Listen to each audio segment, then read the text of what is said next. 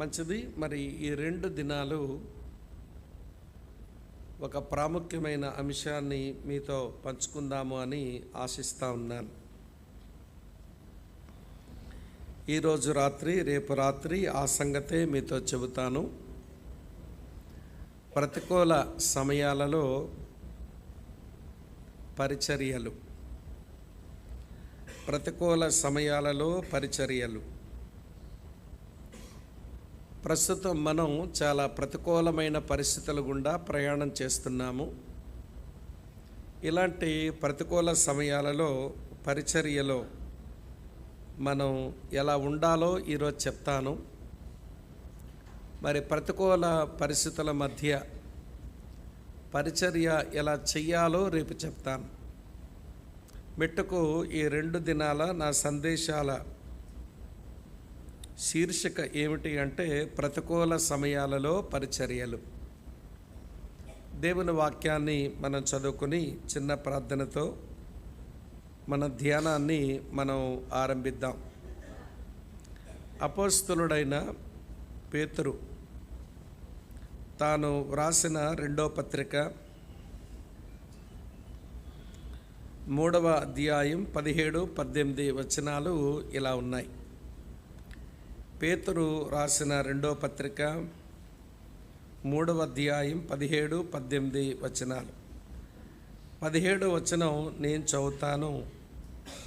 18వ వచనం నాతో కలిసి అందరం కలిసి చదువుదాం. 17వ వచనం. ప్రియులారా, మీరు ఈ సంగతులు ముందుగా తెలుసుకొని ఉన్నారు గనుక మీరు నీతి విరోధుల తప్పు బోధ వలన తొలగింపబడి మీకు కలిగిన స్థిర మనస్సును విడిచి పడిపోకుండా కాచుకొని ఉండుడి. మన ప్రభువును రక్షకుడైన యేసుక్రీస్తు జ్ఞానమందును అభివృద్ధి పొందుడి. ఆయనకు ఇప్పుడును యుగాంతమును మహిమ కలుగును గాక. ఆమేన్. ప్రార్థన చేస్తాం. మా పరమ తండ్రి, మీకు వందనాలు, మీకు స్తోత్రాలు. మా కాలగతులు మీ వశములో ఉన్నాయి. మీకు తెలియకుండా మా జీవితంలో ఏది మాకు సంభవింపదు. కారణం, నీవు సార్వభౌముడవు, చక్రవర్తివి. నీవింకా నీ సింహాసనం మీద కూర్చునే ఉన్నావు. మీకు స్తుతి వందనాలు మీకు చెల్లిస్తున్నాము నాయన. ప్రతి ఏటా జరిగేటువంటి ఈ బైబిల్ తరగతుల క్రమాన్ని ఈ సంవత్సరం మార్చి ప్రతి నెల 2-3 దినాలు సంఘము క్షమాభివృద్ధి నందు నిమిత్తం నీ దాసుడు ఈ ఆలోచన చేసి కూడికలను ఏర్పాటు చేయగా, నిన్ను, నీ సన్నిధిని, నీ వాక్యాన్ని, పరిశుద్ధుల సావాసాన్ని ప్రేమించి ఈ చోటికి నీ పిల్లలంతా చేరి రాగలిగారు. ప్రభువా, ఈ రాత్రి మేము నీ వైపు చూస్తున్నాం. ఆకాశమందు ఆసీనుడా, నీ తట్టు మా కనులెత్తుచున్నాము. దాసుని యొక్క కన్నులు యజమాని తట్టు చూస్తున్నట్టు, దాసురాలి కన్నులు యజమానురాలు చేతి చుట్టూ చూస్తున్నట్టు మేము నీ వైపు చూస్తున్నాము. మా అక్కర కొలది, మా అవసరమును బట్టి నీ వాక్యంతో మీరు మాతో మాట్లాడాలని, మా జీవితాలను మీరు చక్కబరచాలని మీకు ప్రార్థిస్తున్నాం. మేము బలహీనులం, నిష్ప్రయోజకులమైన నీ దాసులం. మమ్మల్ని బలపరిచి మా ఆత్మల క్షేమం కొరకు, నీ నామ ఘనత కొరకు ఈ స్థలములో మీ కృపాకార్యం చేయండి. చేరి వచ్చిన మా ప్రియులందరినీ పేరు పేరు వరుసన మీరు ఆశీర్వదించి దీవించి, ఈ రాత్రి మా మధ్య మీ ఆత్మ సంచారం బహుబలముగా ఉండనివ్వండి. మీరు బలపరిచి నన్ను కూడా వాడుకొనము. మా ప్రియులకు నీ దీవెన ప్రసాదించుము. మెట్టుకు సంఘము క్షేమాభివృద్ధి నొందుటకు మీరు దయచూపము. క్రీస్తేసు నామమందే స్తోత్రాలు చెల్లించి అడిగి వేడుకొని ప్రార్థిస్తున్నాము తండ్రి. Amen, amen, amen. ప్రభునందు ప్రియ సహోదర సహోదరులారా, అపోస్తలుడైన పేతురు ఆయన నోటితో సందేశాలు చెప్పి పరిచర్య చేశాడు. అలాగనే చేతితో కొంత సాహిత్యం వ్రాసి కూడా పరిచర్య చేశాడు. Verbal ministry, literature ministry. నోటితో సందేశాలు చెప్పి సేవ చేశాడు. చేతితో కలం పట్టి పత్రికలు రాసి కూడా పరిచర్య చేశాడు. ఈరోజు మనం చదువుకున్న ఈ 2 వచనాలు ఆయన సాహిత్య పరిచర్యలో చివరి మాటలు. అలాగనే ఆయనకు ఒక విషయం అర్థమైపోతూ ఉంది. నేను మరణించడానికి చాలా చేరువుగా ఉన్నాను కనుక నా చావు నాకు చాలా సమీపంగా ఉంది అని నాకు తెలుస్తుంది.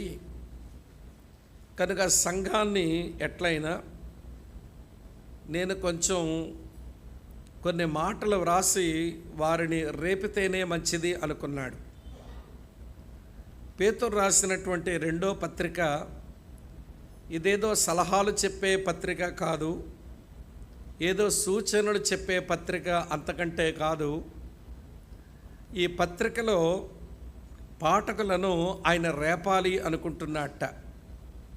అదేదో మనం సొంత భాష్యం, దానికి మనం చెప్పటం లేదు. ఆయన రాసిన మాటల్లోనే అవి ఉన్నాయి. చదువుతాను చూడండి. పేతురు రాసిన 2వ పత్రిక 1వ అధ్యాయం 13, 14 వచనాలు ఇలా ఉన్నాయి.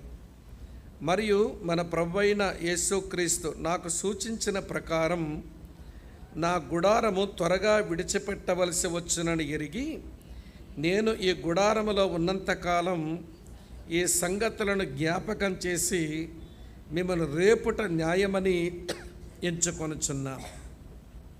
ఆయన వ్రాసిన ఈ మాటలు దేని కొరకు అంటే చదివే పాఠకులు రేపాలని రాశాడంట. కొంచెం పక్కన చూడండి, మరో మాట చెప్తాను. అదే పేతురు రాసిన 2వ పత్రిక 3వ అధ్యాయం 2వ వచనం 3:2 పరిశుద్ధ ప్రవక్తల చేత పూర్వమందు మాటలను ప్రభువును రక్షకుడు మీ అపోస్తలుల ద్వారా ఇచ్చిన ఆజ్ఞను మీకు జ్ఞాపకం చేసుకొనవలనని అనే విషయం మీకు జ్ఞాపకం చేసి నిర్మలమైన మీ మనసులను చెప్పండి ఏం చేస్తున్నాను, రేపుచున్నాను.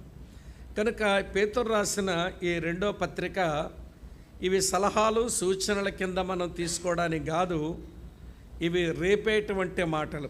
మిమ్మల్ని రేపాలని రాశాను.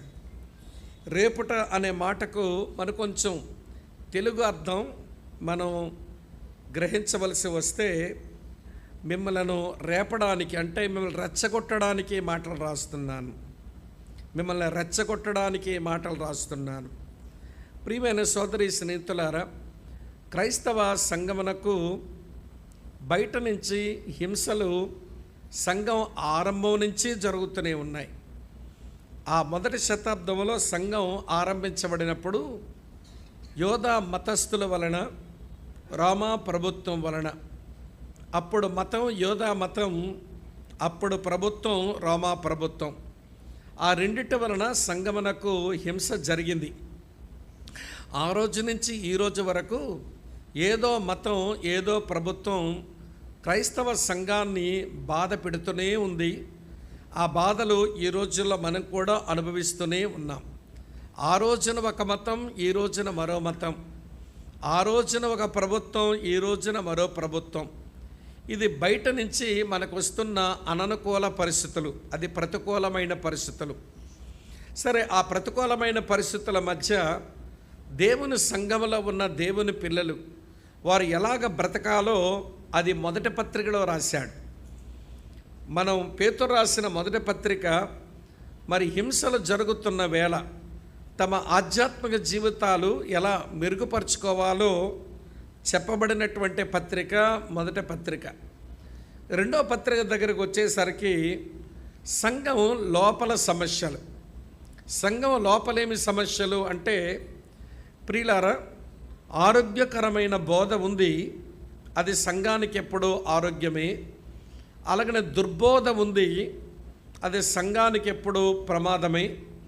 అలాగనే భిన్నమైన బోధ ఉంది, అది సంఘమునకు అతి ప్రమాదకరమైనది. అది దుర్బోధ, భిన్నమైన బోధ, ఈ రెండు చాలా ప్రమాదకరమైనవి. మరి విశేషించి భిన్నమైన బోధ, కల్ట్ అని అంటారే, అది సంఘమునకు చాలా భయంకరమైనటువంటి ప్రతికూలమైన స్థితి అది కలిగిస్తుందన్నమాట. కనుక భిన్నమైన బోధకులు, అబద్ధ ప్రవక్తలు, దుర్బోధలు చేసేవాళ్ళు సంఘం లోపలికి వచ్చేశారు. దీనివల్ల కూడా సంఘం కొంత ప్రతికూలమైన పరిస్థితిని అనుభవించవలసి వస్తుంది. కనుక ఈ భిన్నమైన దుర్బోధకులు ఉంటుండగా సంఘముగా మనం ఎట్లా ఉండాలో దాని కొరకు తగు జాగ్రత్తలు చెప్పేటువంటి పత్రిక ఈ రెండో పత్రిక. బయట నుంచి వచ్చిన సమస్య హింస, అందులో ఎలా బ్రతకాలో చెప్పేది పేతురు రాసిన మొదటి పత్రిక. సంఘము లోపల దుర్బోధకులు, భిన్నమైన బోధకులు వచ్చారు. వీళ్ళ బారిన పడకుండా తమ ఆత్మీయ జీవితం కాపాడుకోవడం ఎట్లనో చెప్పే రెండో పత్రిక ఇప్పుడు మన చేతిలో ఉన్నటువంటి ఈ పత్రిక. కనుక ఒక మాటలో చెప్పాలంటే, బయట నుంచి వచ్చిన ప్రతికూలమైన పరిస్థితుల మధ్య సంఘముగా ఎట్లా మనం ఉండాలో చెప్పేది మొదటి పత్రిక అయితే, లోపల వచ్చే ప్రతికూలమైన పరిస్థితుల మధ్య మన ఆధ్యాత్మిక జీవితం మెరుగుపరుచుకోవడం ఎట్లనో చెప్పే పత్రిక రెండో పత్రిక అన్నమాట.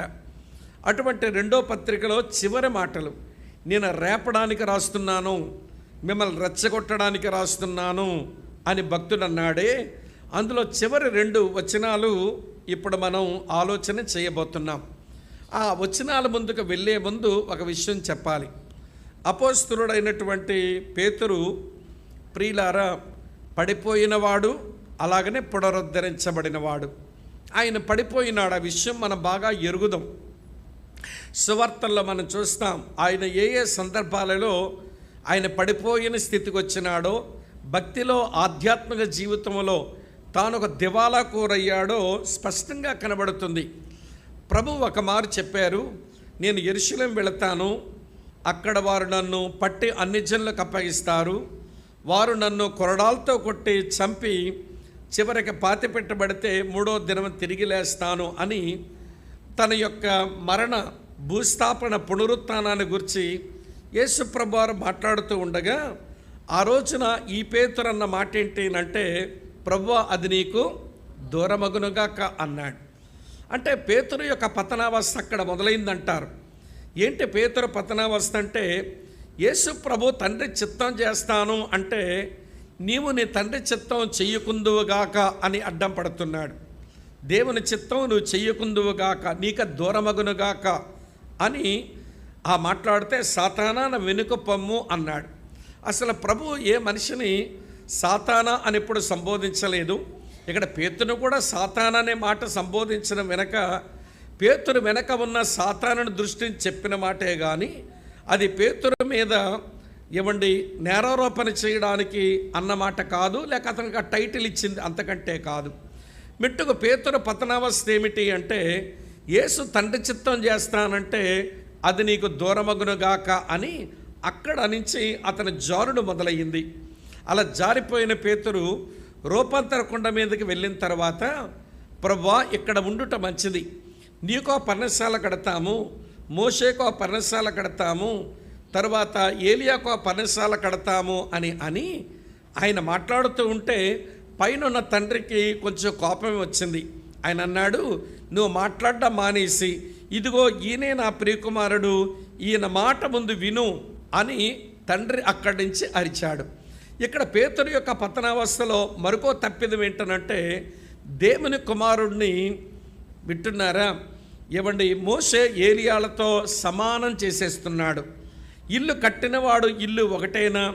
బైబిల్ చెప్తుంది, ఇంటికంటే ఇల్లు కట్టినవాడు ఎక్కువైన ఘనతక పాత్రుడు అన్నాడు హెబ్రీ పత్రిక 3వ అధ్యాయంలో. మోషే ఏలియాలు దేవుని ఇంటిలో వారొక భాగం. దేవుని ఇల్లు అంటే ఇశ్రాయేలీలు అని అర్థం. కనుక దేవుని ఇంటిలో, ఇశ్రాయేలీల్లో మోషే ఏలియాలు వాళ్ళకు భాగం. కానీ ఇశ్రాయేలీలు అనే వంశాన్ని కట్టుచున్నవాడే దేవుడు కదా, యేసు ప్రభువు కదా. దేవుని కుమారుడు కదా. అటువంటి దేవుని కుమారుడిని ఆ దేవునింట్లో ఉన్న ఇద్దరు వ్యక్తులతో సమానం చేయటం ఇది మరొక తప్పిదం. అందుకే నేను మాట్లాడడం మానేసి, ఇదిగో ఈయనే నా ప్రియకుమారుడు, ఈయన యందు నేను ఆనందిస్తున్నాను, మీరు ఆయన మాట వినవలెను. పేతురు ఊరికే మాట్లాడుతున్నావు, కొంచెం మాట్లాడడం మాని ఆయన మాట విను అన్నాడు. అమ్మ, అర్థమవుతుందా? ఇవన్నీ పేతురు యొక్క పతనావస్థలో దిగజారుడు మిట్లవి. దేవుని చిత్తం చేయడానికి అడ్డం పడుతున్నాడు, దేవుని కుమారుని మనుషులతో సమానం చేస్తున్నాడు. ఆ తర్వాత ప్రభు ఆయన ఈడ్చుకుని పోబడిన తర్వాత ఆ గెత్సెమనే తోటలో నుంచి ప్రభుని వారు ఈడ్చుకుని వెళ్ళిపోతుంటే ఇవిడ పేతురు ప్రభుకు దూరంగా అడుగులు వేసినవాడు, ప్రభుకు దగ్గరగా నడిచిన వాడు ఇప్పుడు దూరంగా అడుగులు వేసి ఒక చలిమంట దగ్గర నిలబడిపోయి, చివరికి చలిమంట దగ్గర కూర్చుండిపోయి, చివరికి నువ్వు గెల్లయ్యవాడుతో ఉన్నవాడు కదా అంటే ఆయన ఎవరో నేను ఎరగను అని అనేస్తున్నాడు. అమ్మ, అర్థమవుతా నేను చెప్పిన మాట? ఇవ్వండి, దూరంగా నడిచి నిలబడకూడని చోట నిలబడి కూర్చోకూడని చోట కూర్చున్నాడు అన్నమాట. అదే మొదటి కీర్తన మొదటి వచనం పేతురు జీవితంలోకి వచ్చేసింది. ఏంటి మొదటి కీర్తన మొదటి వచనం? దుష్టుల ఆలోచన చొప్పున నడవక, పాపుల మార్గమున నిలవక, అపాసుగులు కూర్చుండు చోటను కూర్చుండక. చూడండి, ఇప్పుడు పేతురు పరిస్థితి ఎట్లొచ్చిందో. ప్రభువుకు దూరంగా అడుగులు వేసి నడిచిన వాడు ఎక్కడో నిలబడకూడదు అక్కడ నిల్చుని, ఎక్కడో కూర్చోకూడదు అక్కడే కూర్చొని, చివరకు నువ్వు యేసుతో పాటు ఉన్నవాడవు కదా అంటే ఆయన ఎవరో నేను ఎరగను అని ఆ పతనావస్థకు చేరుకున్నాడు ఆయన. అర్థమవుతుందా? దేవుని చిత్తానికి అడ్డం పడి దేవుని కుమారుని మనుషులతో సమానం చేసి దేవుని కుమారునితో ఎవడు కలిసి నడవలసిన వాడు ఆయనకు దూరంగా నడిచి చివరికి యేసు ఎవరో నేను ఎరగను అని చెప్పేటువంటి దుస్థితికి అతను దిగజారిపోయాడు. అటువంటి పేతురును ప్రభు విడిచిపెట్టలా. అమ్మ, వింటున్నారా? బైబిల్ దేవుడు ఆయన పునరుద్ధరించు దేవుడు. The God of Bible is God of restoration. Bible దేవుడు పునరుద్ధరించు దేవుడు. తన పిల్లలకు ఆయన మరో అవకాశం ఇచ్చే దేవుడు. అందుకే ఈ మాట అంటారు, the God of Bible is God of second chance అని అంటారు. బైబిల్ దేవుడు తన పిల్లలకు మరో అవకాశం ఇచ్చే దేవుడు. ఇప్పుడు పేతురును పునరుద్ధరించే క్రమంలో ఆలకిస్తున్నారా? పేతురుకు మరో అవకాశం ఇచ్చే క్రమంలో ఆయన పునరుత్థానుడైన తర్వాత పేతురుని కలుసుకున్నాడు కదా. యోహాను సువార్త 21వ అధ్యాయం, పేతురేమీ ప్రభుని వెతకలా. పేతురు దగ్గర ప్రభువే వచ్చాడు ఆ సముద్ర తీరానికి. తర్వాత పేతురును తనతో ఉన్న చేపలు పట్టుకునే వాళ్ళకి ఒక ఆశీర్వాదం వైపు నడిపించినాడు. రాత్రంతా మళ్ళీ ప్రయాసపడ్డారు, ఒక చేప అయినా పడలా. మొదట్లో ఏం జరిగింది, చివరిలో అదే జరుగుతుంది పేతురుకి. మళ్ళీ మీరు కొంచెం లోతుగా వెళ్ళండి అని చెప్పి వారు దోణి లోతుగా నడిపించి మళ్ళీ విస్తారమైన చేపలు పడేలా చేశాడు. చేసిన తర్వాత దేవుడు తన కొర బ్రతకడానికి ఒక పిలుపునిచ్చి నీవు నా గొర్రెలను మేపు అన్నాడు. దేవుడు ఎలా పునరుద్ధరించాడంటే దేవుడే వచ్చి కలుసుకుని, దేవుడే ఆశీర్వాదం వైపు నడిపించి, తర్వాత దేవుడే, వింటున్నారా ప్రియులారా, ఒక సేవా పిలుపునిచ్చి మళ్ళీ పతనమైన పేతురికి పునరుద్ధరణ కలిగించాడు. ఇక్కడ కూర్చున్న మనందరి జీవితాల్లో అంతే. కొన్నిసార్లు మన పతనావస్థకు పోయినా ఈ దేవుడు ఇవ్వండి ఆయా రీతులుగా మనం పునరుద్ధరించేవాడు. పతనమైన పేతురుని ఇప్పుడు పునరుద్ధరించిన తర్వాత ఇవ్వండి ఆ పెంతెకొస్తు దినమున ప్రియులారా ఆత్మను అనుగ్రహించగా ఇక పేతురు జీవితం అక్కడ దూసుకొని పోయింది అన్నట్టు. పతనమైనాడు కానీ పునరుద్ధరించబడ్డాడు. పునరుద్ధరించబడిన వాడు తన ముందున్నటువంటి కాలంలో పరిచర్యలో చాలా శక్తివంతంగా సాగిపోయాడు. ఇప్పుడు తెలిసిపోతుంది ఆయనకు అతని మరణం అతని చేరువుగా ఉందని. వింటున్నారా? ఈ గుడారమును విడిచిపెట్టి వెళ్ళవలసిన సమయం వచ్చింది అని అతను తెలిసిపోయిందంట.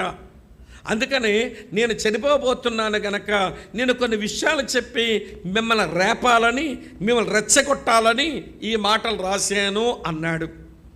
ఈ మాటలన్నీ రెచ్చగొట్టుడు మాటలే, ఈ మాటలన్నీ మనల్ని రేపేటువంటి మాటలే.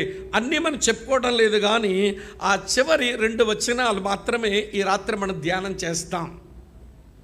ఆ 2 మాటల చేత మనం కూడా రేపబడి ఆ 2 వచనాల్లో ఉన్న వాక్య సారాంశం చేత మనము కూడా ప్రియుల రెచ్చగొట్టబడి దేవుని కొరకు బ్రతికితే మన జీవితాలు సార్థకమవుతాయి. మన వెనుక వచ్చిన తరానికి అర్థవంతమైన క్రైస్తవ జీవితాన్ని మనం మిగల్చగలుగుతాం. సరే, ఇప్పుడు ఆ 2 వచనాల దగ్గరకు రండి. అర్థమైందా? నేను నేపథ్యమే ఉపోద్ఘాతమే బంగాళాఖాతం అని చెప్పా.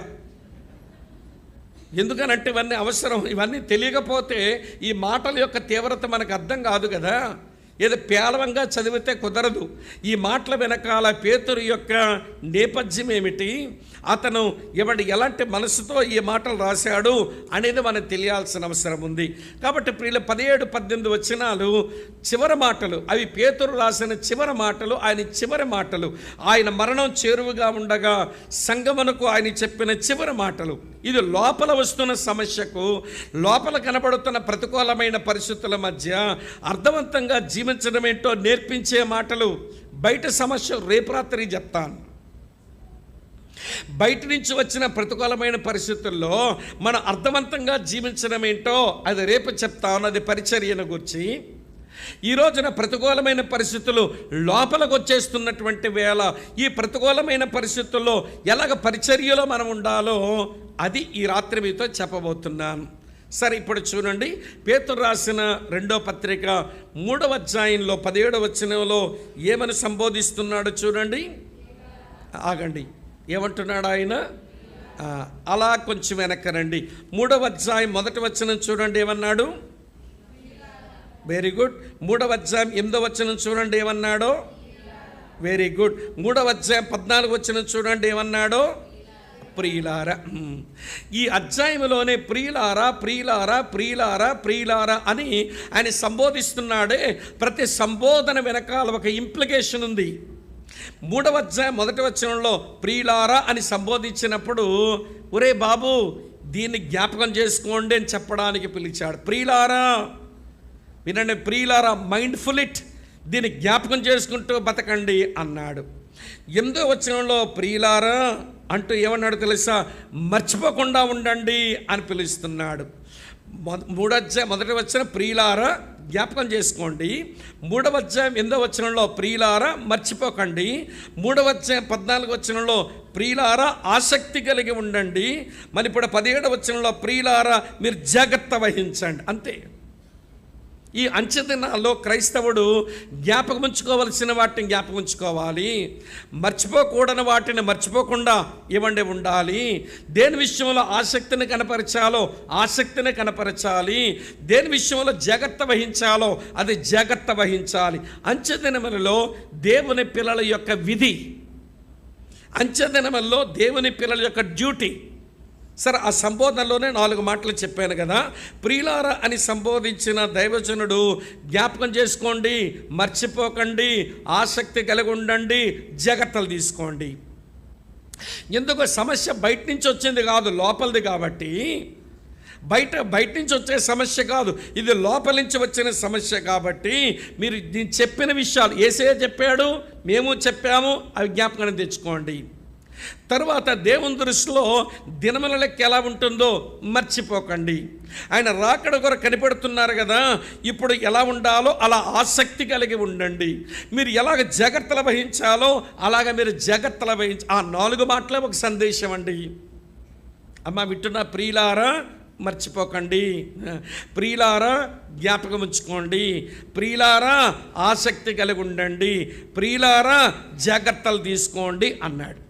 కనుక ఈ 4 సంబోధనలతో పిలిచినటువంటి దైవజనుడు పేతురు 17-18 వచనాలలో వింటున్నారా, ఆయన రెచ్చగొట్టే, ఆయన రేపే మాటలు 3 పదాల్లో చెప్తాను ఈ రాత్రి.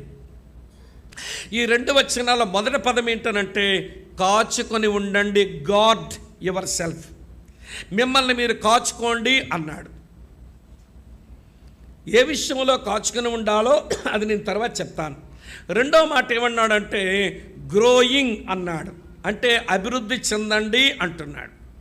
కాచుకొని ఉండండి, అభివృద్ధి చెందండి. Guard yourself, grow yourself. అంతే, మిమ్మల్ని మీరు కాచుకోండి, మిమ్మల్ని మీరు అభివృద్ధి చేసుకోండి అన్నాడు. 3వ మాట ఏమంటున్నాడంటే గ్లోరిఫైయింగ్, అంటే మహిమపరచండి అంటున్నాడు. అంతే. ఈ 3 పదాలే 2 వచనాల సందేశం. ఇది పేతురు మరణించక మునుపు చెప్పిన చివరి మాటలు ఈ 2. నా స్నేహితులారా, వింటున్నారా? కాచుకోండి, అభివృద్ధి చెందండి, మహిమపరచండి, అంతే. ఏ విషయంలో కాచుకొని బ్రతకాలట, ఏ విషయాల్లో అభివృద్ధి చెందాలట, ఏ విషయంలో ఎలాగ మహిమపరచాలట, ఈ 2 వచనాల్లో ఒక గంభీరమైన బోధ మిగిలింది మనకు. అది నేర్చుకోవడానికి ప్రయత్నం చేస్తాం. రండి, ఇప్పుడు 17వ వచనం చదువుతాను. ప్రియులారా, మీరు ఈ సంగతుల ముందుగా తెలుసుకొని ఉన్నారు గనుక మీరు నీతి విరోధుల తప్పు బోధ వలన తొలగింపబడి మీకు కలిగిన స్థిర మనస్సును విడిచి పడిపోకుండా, చదవండి చివరి మాట ఏంటట, కాచుకొని ఉండండి. ఒకవేళ మీరు కాచుకొని ఉండలేదనుకోండి, మీరు పడిపోతారు. పడిపోక మునిపు ఏమవుతుందో తెలుసా? మీ స్థిరమైన మనసు విడిచిపెట్టేస్తారు. స్థిరమైన మనసు విడిచిపెట్టిన కారణం ఏంటో తెలుసా? మీరు తొలగింపబడతారు. దేని వలన తొలగింపబడతారో తెలుసా? తప్పు బోధ వలన. తప్పు బోధలు ఎక్కడి నుంచి వస్తాయి? నీతి విరోధుల నుంచి వస్తాయి. అది లైన్, అది లింక్. మళ్ళీ చెప్పనా? మీరు కాచుకొని ఉండండి. ఎందుకని? పడిపోయే ప్రమాదం ఉంది. ఎందుకు పడిపోతారు? స్థిరమైన మనసు విడిచిపెట్టేస్తారు. స్థిరమైన మనసు ఎందుకు విడిచిపెట్టేస్తారు? తొలగించబడిపోతారు. ఎందుకు తొలగించబడతారు? తప్పుడు బోధలు మీ మధ్యకు వస్తాయి. తప్పుడు బోధలు ఎవరి దగ్గర నుంచి వస్తాయి? నీతి విరోధుల నుంచి వస్తాయి. అది విషయం, అంతే. అర్థమైందా వచనం? నీతి విరోధుల తప్పు బోధ వల్ల తొలగింపబడి మీకు కలిగిన స్థిర మనసును విడిచి పడిపోకుండా కాచుకొని ఉండండి అన్నాడు. నా ప్రియ సహోదరి స్నేహితులారా, వినండి. ఇప్పుడు కాచుకుని ఉండడం ఇదేదో మీ కొత్తగా నేను చెబుతున్న విషయం కాదు.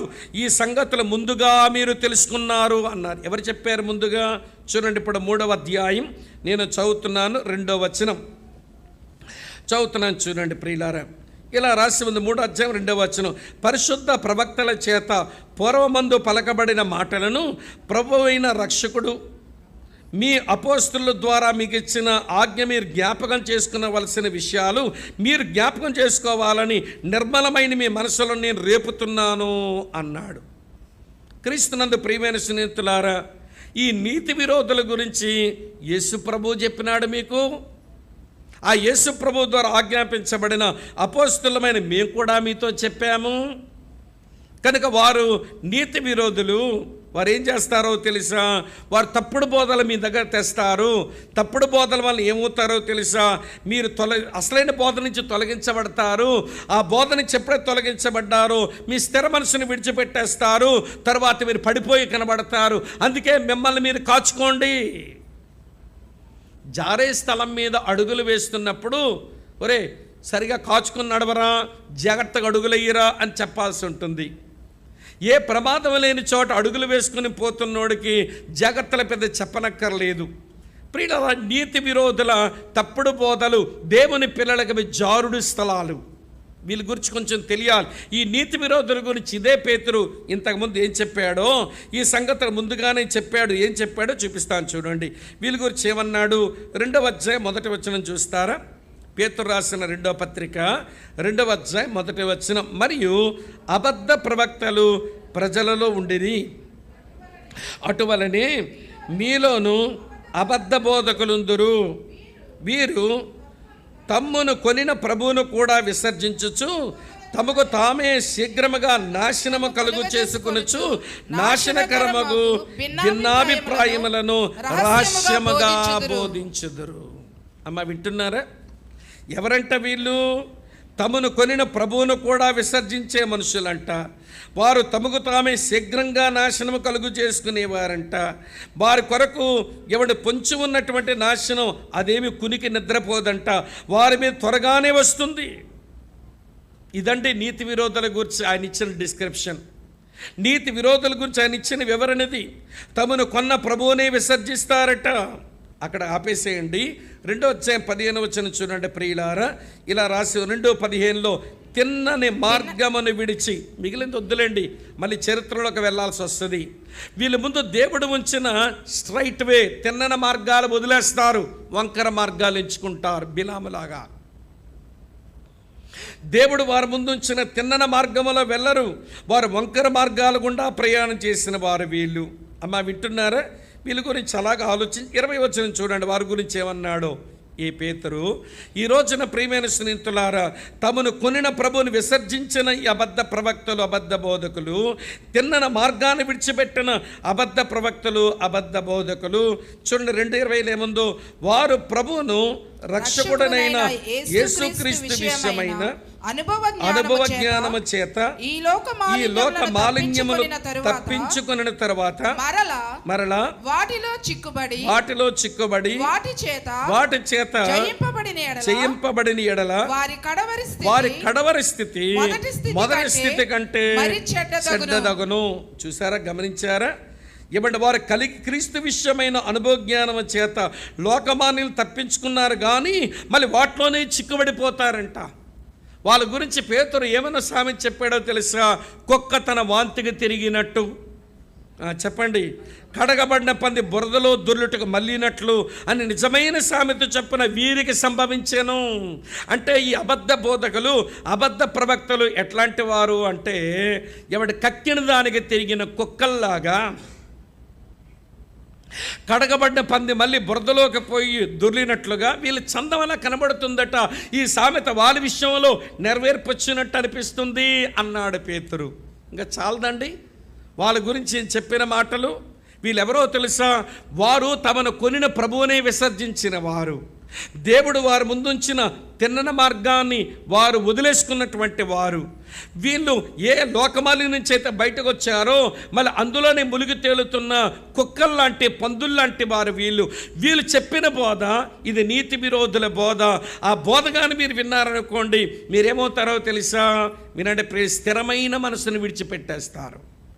క్రీస్తులో ఇప్పటి వరకు కలిగి ఉన్న మీ స్థిరమైనటువంటి మనసును మీరు విడిచిపెట్టి మీరు పడిపోయి చివరికి ప్రియులారా ఎక్కడో మనకు కనబడతామట. నా ప్రియ సోదరి స్నేహితులారా వినండి, ప్రస్తుతం క్రైస్తవ సంఘానికి ఉన్న బయట నుంచి, ప్రభుత్వం నుంచి వచ్చే హింసలు, బయట నుంచి ఒక మతము నుంచి వచ్చే హింసలు, అవి భరిద్దాం, అవి కొంచెం సవాలుగానే ఉంటాయి. ఆ హింసలు భరిస్తూ ఉంటే, రక్తాలు కారుతూ ఉంటే, చివరి మరణాలు వచ్చినా కూడా ఆ రక్తము మరణాల ద్వారా దేవుని సేవ ఇంకా బాగా జరుగుద్ది ప్రపంచంలో. ఆ సమస్య, ఆ ప్రతికూలమైన పరిస్థితి చాలా సవాలుకరంగానే ఉంటుంది. అందుకనే కొంతమంది తెగిస్తున్నారు. రాని ఏదొస్తే అది వచ్చింది మనకి. మరణం వచ్చినా వింటున్నారా ప్రియులారా, దెబ్బలు తినవలసి వచ్చినా, కొట్టబడినా పర్వాలేదు అన్నట్టు కొంతమంది తెగిస్తున్నారు. ఎందుకో తెలుసు, దానివల్ల క్రైస్తవ సంఘానికే పెద్ద ఇబ్బంది లేదు. అర్థమేంటో, ఇబ్బంది లేదంటే అర్థం ఇంకా సంఘం అభివృద్ధి చెందుద్ది. ఎందుకంటే శ్రమలలో పుట్టిన సంఘం, శ్రమలలో వృద్ధి చెందిన సంఘం, శ్రమలలో వ్యాపించిన సంఘం, శ్రమలలో విస్తరించిన సంఘం, అది మనకు మాదిరి కదా. పెంతెకోస్తు దినమున ఆరంభించబడిన ఆ చిన్న సంఘం శ్రమలలోనే అట్లా పోయిందంట. ఆ మాట లూకా రాశాడు. అపోస్తుల కార్యం 9వ అధ్యాయం 31వ వచనం చూడండి. అపోస్తుల కార్యాల గ్రంథం 9వ అధ్యాయం నేను మీ కొరకు చదువుతున్నాను. 31వ వచనం ఎంత బాగుందో చూడండి. కావున యోదయ, గలిలయ, సమరయుల దేశమందంతటా సంగమ క్షేమాభివృద్ధి నందుచు సమాధానము కలిగి ఉండెను. మరియు ప్రభువునందు భయమును పరిశుద్ధాత్మ ఆదరణీయు కలిగి నడుచుకొనుచు ఏమవుతూ ఉండెను? విస్తరించుచుండెను. అటు రోమా ప్రభుత్వం హింసించిన, ఇటువైపు యోధ మతం వల్ల హింసలు వచ్చిన, సంఘం విస్తరించుకుంటూనే పోయింది. ఆ ప్రతికూలమైన పరిస్థితి పెద్ద ఇబ్బంది కాదు. కానీ ఈ దుర్బోధల వలన, ఈ భిన్నమైన బోధల వలన లోపలికి ప్రవేశించే ప్రతికూలమైన పరిస్థితిలో మనం మెలుకోలేకపోతే, అంటే కాచుకొని ఉండకపోతే, అమ్మ వింటున్నారా, మనము అసలైన బోధను విడిచి స్థిరమైనటువంటి మనసును పోగొట్టుకొని మనం ఎక్కడో పడిపోయి కనబడతాం. ఈ రోజున క్రైస్తవ సంఘానికి మెలకువ లేదండి. నేను చాలాసార్లు బెరాకాలో చెప్పా. ఏమన్నానంటే, ఏదైనా వాక్యమే కదండి అని ఇస్తుంటారు. అప్పుడు నేనేమని చెప్పాను గుర్తుందా? బెరాకా వాళ్ళకి, మరి ఏదైనా వాక్యమే అయితే ఏవైనా పాలే కదా, జిల్లేడు పాలు తాగరాదు? జిల్లేడు పాలు పాల్లా కనబడవా, తెల్లగా ఉండవా? ఏదైనా వాక్యమే కదండి, ఎవరైనా సేవకులే కదండి అని చవకబారు. ఎవరు వింటున్నారా? ఇవ్వండి, అలాంటి మాటలు మాట్లాడొద్దు. పరీక్షించడానికి సోమర్థనం ఉండి, వివేచించడానికి సోమర్థం ఉండే వాళ్ళ పలికే మాటలు అవి. దేవుని వాక్యం స్పష్టంగా చెబుతుంది, నీ ముందుకు వచ్చిన బోధకులు లేదా వాళ్ళు చేసినటువంటి సందేశం పరీక్షించు, అందరినీ ఊరికే నమ్మేయొద్దు అని దేవుడే చెప్పాడండి. నేనేమో నా సొంత మాటలు చెప్పడం లేదు. పరీక్షించకపోతే నీతి విరోధులు, అబద్ధ బోధకులు, అబద్ధ ప్రవక్తలు వారి భిన్నమైన బోధను, దుర్బోధన చేసి సరైన బోధనిచ్చి నేను పక్కగా తప్పించి నీ స్థిరమైన మనసును పోగొట్టి నేను పడిపోయేలా చేస్తారు. అందుకే ఇలా ఉంది, చూపిస్తాను చూడండి.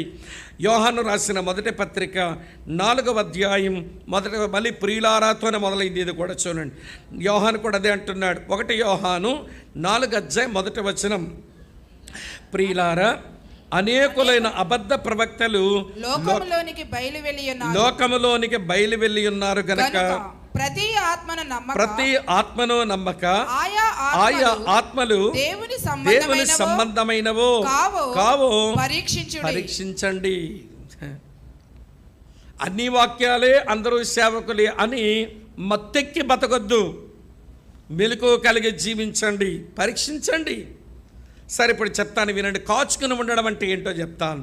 మనం కాచుకుని ఉన్న వారమైతే, వింటున్నారా, పరీక్షించి వివేచించిన వారమైతే దేని బట్టి మనం పరీక్షించగలం, దేని బట్టి వివేచించగలం? ఒక 4 సంగతులు చెప్తాను. అందులో మొదటి సంగతి ఏంటనంటే, ప్రియులారా వినండి, వారి యొక్క మెసేజ్ ఏంటో వినండి.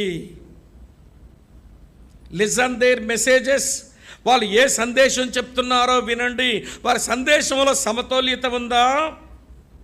బైబిల్ దేవుడు సమతుల్యత కలిగిన దేవుడు. బైబిల్ లోపల ఉన్న సందేశం సమతుల్యత గల సందేశం. అంటే బైబిల్లో ఉన్నటువంటి వర్తమానాలు అవి బ్యాలెన్స్డ్ అన్నమాట, ఇంబ్యాలెన్స్ ఉండవు. బైబిల్ దేవుడే balanced God. The God of Bible is God of balance. ఆయనలో చక్కని బ్యాలెన్స్ కనబడుతుంది. చూపించమంటారా మీకు? ఏమండి, 1 యోహాను 4:8 దేవుడు ప్రేమాస్వరూపి అని ఉంది కదా. దేవుడు ఎవరమ్మా? ప్రేమాస్వరూపి. హెబ్రీ పత్రిక 12వ అధ్యాయం 29వ వచనంలో దేవుడు దహించు అగ్ని ఉన్నాడు అని రాసి, ఇది బ్యాలెన్స్. దేవుడు ప్రేమ గలవాడు, దేవుడు దహించు అగ్ని. ఈ 2 అర్థం చేసుకోవాలి. అమ్మ, అర్థమవుతుంది నేను చెప్పే మాట. ఈ 2గా నువ్వు అర్థం చేసుకోలేదు అనుకోండి, ప్రియులారా, ఎవరో చెప్పినప్పుడు వింటున్నారా, వాళ్ళని పరీక్షించలేం, వాళ్ళని వివేచించలేం. దేవుని ఉన్న బ్యాలెన్స్ అది. ఇంకా చెప్తాను వినండి. దేవుడు సార్వభౌముడు అనేది ఒక సత్యం, మనుషునికి బాధ్యతలు ఉన్నాయి అనేది సత్యం. ఇది balance. God sovereignty, human responsibility. దేవుడు సార్వభౌముడు, మానవునికి బాధ్యతలు ఉన్నాయి. ఈ 2 కలిస్తే బ్యాలెన్స్. అలాగనే వింటున్నారా మీరు, దేవుని ఆత్మ ఆయన వరములు ఇస్తాడు, అలాగనే దేవుని ఆత్మ ఫలము పండిస్తాడు. వరముతో లోపలున్నోళ్ళకి సేవ చేయి, ఫలముతో బయటన్నోళ్ళని ఆకర్షించు. అది బ్యాలెన్స్. ఎక్కడ బ్యాలెన్స్ తప్పారు కొంతమంది వరముల మీదే పడి ఫలం వదిలేశారు. వీళ్ళు క్యారిస్మాటిక్స్ అని అంటారు. వరములతోనే వాళ్ళ సేవ అంత ఉంటుంది. ఫలము సంగతి పట్టించుకోరు, జీవితం సంగతి పట్టించుకోరు. వాళ్ళు క్యారిస్మాటిక్స్ అంటారు. మాకు స్వస్థత వరం ఉంది, మా భాషల వరం ఉంది, మాకు ఆ వరం ఉంది, ఈ వరం ఉంది అని మొత్తానికి వరములతోనే ఉంటుంది వాళ్ళ జీవితం. ఇటువైపు ఉన్న వాళ్ళు ఫలముతో ఉన్నారు, వీళ్ళు వరాలు వదిలేస్తున్నారు. వీళ్ళు నాన్ క్యారిస్మాటిక్స్ అని అంటారు. వీళ్ళు వరముల పట్టింపు లేదు, ఫలమే ప్రేమ, సంతోషము, సమాధానము, వింటున్నారా, మంచితనము, వింటున్నారా ప్రియులారా, దీర్ఘశాంతం, ఇవన్నీ వరముల మీద పడ్డారు, ఫలం మీద పడ్డారు, వివరాలు వదిలేశారు. బ్యాలెన్స్ పోయింది. పరిశుద్ధాత్మ దేవుడు వరములు ఇచ్చేవాడు, పరిశుద్ధాత్మ దేవుడు ఫలమును పండించి, ఇది బ్యాలెన్స్. అమ్మ, అర్థమవుతుంది నేను చెప్పే మాట? అర్థమవుతుందా మీకు? అలాగనే దేవుడు ఎట్లా ప్రార్థన చేసుకోండి అన్నాడు, అదే సమయంలో నా వాక్యాన్ని ధ్యానించమన్నా. ఇది బ్యాలెన్స్. మేము ప్రార్థనేనండి. మరి వాక్యం చదవని నీవు ఏ ప్రార్థన చేస్తావు? వలకాడు ప్రార్థన. అర్థమవుతుందా లేదా మీకు? నువ్వు చదివిన వాక్యం, నువ్వు విన్న వాక్యం నేను ప్రార్థనకు అది మంట పుట్టించాలి. కొంతమంది ఏమంటున్నారు తెలుసా, మాదంతా వాక్యమేనండి, నేను పెద్ద ప్రార్థించనండి అంటాడు. మరి ప్రార్థన చేయని నీవు దేవుని వాక్య సత్యాలు ఎలా నువ్వు తెలుసుకోగలుగుతావు? ఈ 2 విడదీయలేం. ఇది బ్యాలెన్స్. చూసారా, బైబిల్ దేవుడు సమతుల్యత కలిగిన దేవుడు. అర్థమవుతుందా? అందుకని ఎవరైనా ఒక సందేశం చెప్తున్నప్పుడు ఏదో కంచుకుపోయినాడు అనుకోండి, అమ్మో ఇది కొంచెం ప్రమాదకరమైన బోధలాగుంది అని వారి మెసేజ్ని బట్టి గుర్తించండి. అప్పుడు కాచుకుని ఉన్నట్టు లెక్క. మీరు అర్థమైందా నేను చెప్పే మాట? రెండో సంగతి ఏంటనంటే వాళ్ళ మోటివ్స్, ఏ దృక్పథంతో సేవ చేస్తున్నారో చూడండి. ఏంటంటే మోటివ్స్, కొంతమంది ఏమంటే సేవకుల మోటివ్ ఇలా ఉంటుంది, దృక్పథాలు ఇలా ఉంటాయి. చూపిస్తాను చూడండి. పేతురు రాసిన 2వ పత్రిక 2వ అధ్యాయం చూడండి ప్రియులారా, ఇలా రాసి ఉంది 3వ వచనంలో. పేతురు రాసిన 2వ పత్రిక 2వ అధ్యాయం 3వ వచనం. వారు అధిక లోబులై కల్పనా వాక్యములు చెప్పుచు మీ వలన లాభము సంపాదించుకొందురు. వారికి పూర్వము నుండి విధించబడిన తీర్పు ఆలస్యము చెయ్యదు. వారి నాశనము కునికి నిద్రపోదు. వారు సేవ దేని కొరకు చేస్తున్నారు, వాక్యం దేని కొరకు చెబుతున్నారు అంటే మీ వల్ల లాభం సంపాదించుకోవడానికి.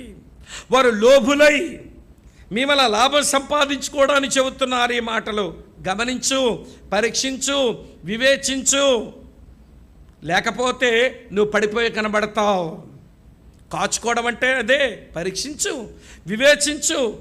వారు చెప్పే సందేశం ఏంటి, వారి లోపల ఉన్న దృక్పథం ఏంటి వింటున్నారా? ఈ రోజున క్రైస్తవ సంఘానికి పట్టిన ఒక భయంకరమైన బలహీనత ఏంటనంటే పరీక్షించమండి, వివేచించమండి. అదేనా సేవే, ఇదేనా సేవే, అదేనా వాక్యమే, ఇదేనా వాక్యమే. లేదు లేదు లేదు ప్రియులారా, అలా అయితే ఇన్ని వాక్యాలు ఎందుకు రాయబడతాయి? అన్నీ ఒకటైనప్పుడు. పరీక్షించండి అని ఎందుకు రాయబడతాయి? కాచుకొని ఉండండి అని ఎందుకు రాయబడుతుంది? కనుక వారి మెసేజ్ వినండి, పరీక్షించండి, వాళ్ళ మోటివ్ గమనించండి, పరీక్షించండి. 3వ మాట ఏంటో తెలుసండి, వింటున్నారు ప్రియ? అబద్ధ బోధకులు, అలాగనే అబద్ధ ప్రవక్తల మ్యాగ్నెటిజం ఉంటుంది. వారు తమ తట్టు మనుషులను ఆకర్షించుకుంటారు, వారు ప్రభువు వైపు మనుషులను తిప్పరు. ఈరోజు మీ పాస్టర్ గారు కార్లు వచ్చినప్పుడు మంచి మాట చెప్పారు. బ్రదర్, నేను మా సంఘాల్లో చెబుతున్నాను, మనుషులమైన మనల్ని తమ తట్టు ఆకర్షించుకొని తమ తట్టు తిప్పేసుకొని క్రీస్తు వైపు తిప్పని వారి బోధ వినడానికి మనం పోనక్కర్లేదు. మీరు అలాంటి వాళ్ళ దగ్గర పోవద్దని చెప్పాల్సి వస్తుంది. చెబుతున్నాను కొంచెం అక్కడక్కడ అన్నారు. అవునవును, సరైన బోధకుడు బాప్తిసమిచ్చి యోహానులాగా, ఇదిగో లోక పాపములు మోసుకొని పోయే దేవుని గొర్రె పిల్ల, నన్ను వదిలేయండి, ఆయన వెనకాల పొండిరా అని చెప్పాలి. నిజమైనటువంటి బోధకుడు ఏం చెప్పాలో తెలుసా? ఇదిగో యేసు ప్రభు ఇది, ఆయన వెంబడించండి, నన్ను వదిలేయండి. ఈ రోజున ప్రియులారా, ఫేవరెటిజం పెరిగిపోయి మనుషులు వెంబడించే వాళ్ళమైపో క్రీస్తును వదిలేసి. మీరేమనకపోతే చెప్పన, మనుషులను గౌరవించు కానీ క్రీస్తుని ఆరాధించు. కానీ ఉల్టైపోయింది ఈ రోజున క్రైస్తవులు. వీళ్ళు మనుషులను ఆరాధించేస్తున్నారు, క్రీస్తుని మాత్రం గౌరవిస్తున్నారంతే. మనుషులను గౌరవించు, పర్వాలేదు, కానీ క్రీస్తుని ఆరాధించు, అది క్రమం. కానీ ఈ రోజున మనుషులను ఆరాధించేసి క్రీస్తుని మాత్రం గౌరవించినట్టుకుంటే ఎట్లా అండి? అందుకే వారు ఎటువైపు ఆకర్షిస్తున్నారు మనల్ని, ఎటువైపు తోస్తున్నారు మనల్ని, ఎటువైపు మనల్ని లాగుతున్నారు మనల్ని అనేది చూసుకోవడం చేత కాకపోతే నీ కాచుకోవడమే రాలేదన్నమాట. అమ్మ, అర్థమవుతుంది ఎన్ని చెప్పారు ఇప్పుడు మీకు? వారి సందేశం వినండి జాగ్రత్తగా, అందులో బ్యాలెన్స్ ఉందో లేదో చూడండి. వారి దృక్పథాలు కొంచెం గమనించండి. తర్వాత వారి దగ్గర ఉన్న ఆకర్షణీయమైన శక్తి ఏంటో, ఎటువైపు ఆకర్షిస్తున్నారు వాళ్ళు? క్రీస్తు తట్టు మనల్ని ఆకర్షిస్తున్నారా, లేక తమ తట్టు వారు ఆకర్షించుకుంటున్నారా? అది చూడండి. నాలుగో సంగతి చెప్తాను, తర్వాత వాళ్ళ గురించి మనం కాచుకుని ఉండాలి గనక, పరీక్షించి వివేచించాలి గనక వారి యొక్క మోరల్స్ చూడండి, వారి నైతికత చూడండి. వాళ్ళకి నైతిక విలువలు ఉన్నాయా? వాళ్ళకి నైతిక విలువలు ఉన్నాయా? ప్రియులారా, వింటున్నారా ప్రియులారా? దేవుని ధర్మశాస్త్రం చెప్పేటువంటి నైతికతకు వారు ఫాలో అవుతూ నైతికంగానే జీవిస్తున్నారా? విలువలు కలిగి ఏది పాపమో అది చేయటం మాని, ఏది పాపమో దానిని అసహించుకుని ద్వేషిస్తూ వారు నైతికంగా నీతిగానే బ్రతుకుతున్నారు. ఎథిక్స్ ఉన్నాయా వీళ్ళకు? ఇది కూడా మనం చూడాలి. వాళ్ళ మోరల్స్ చూడండి, వాళ్ళ మ్యాగ్నెటిజం చూడండి, వాళ్ళ మోటివ్స్ చూడండి, వాళ్ళ మెసేజ్ వినండి. మనం కాచుకొని ఉండడానికి వీలుంటుంది. ప్రియులారా, మనం కాచుకొని ఉండలేదనుకోండి, వారు నీతి విరోధులు, అబద్ధ ప్రవక్తలు, అబద్ధ బోధకులు, వారి బోధ మనకు వినిపించి నీతి బోధ నుంచి మనకు వచ్చే పక్కగా లాగి చివరికి స్థిరమైన మనసు మనం విడిచిపోయేలాగా చేసి చివరి పడిపోవునట్లుగా చేస్తారు. చివరికి పడిపోయి కనబడతాం మనం.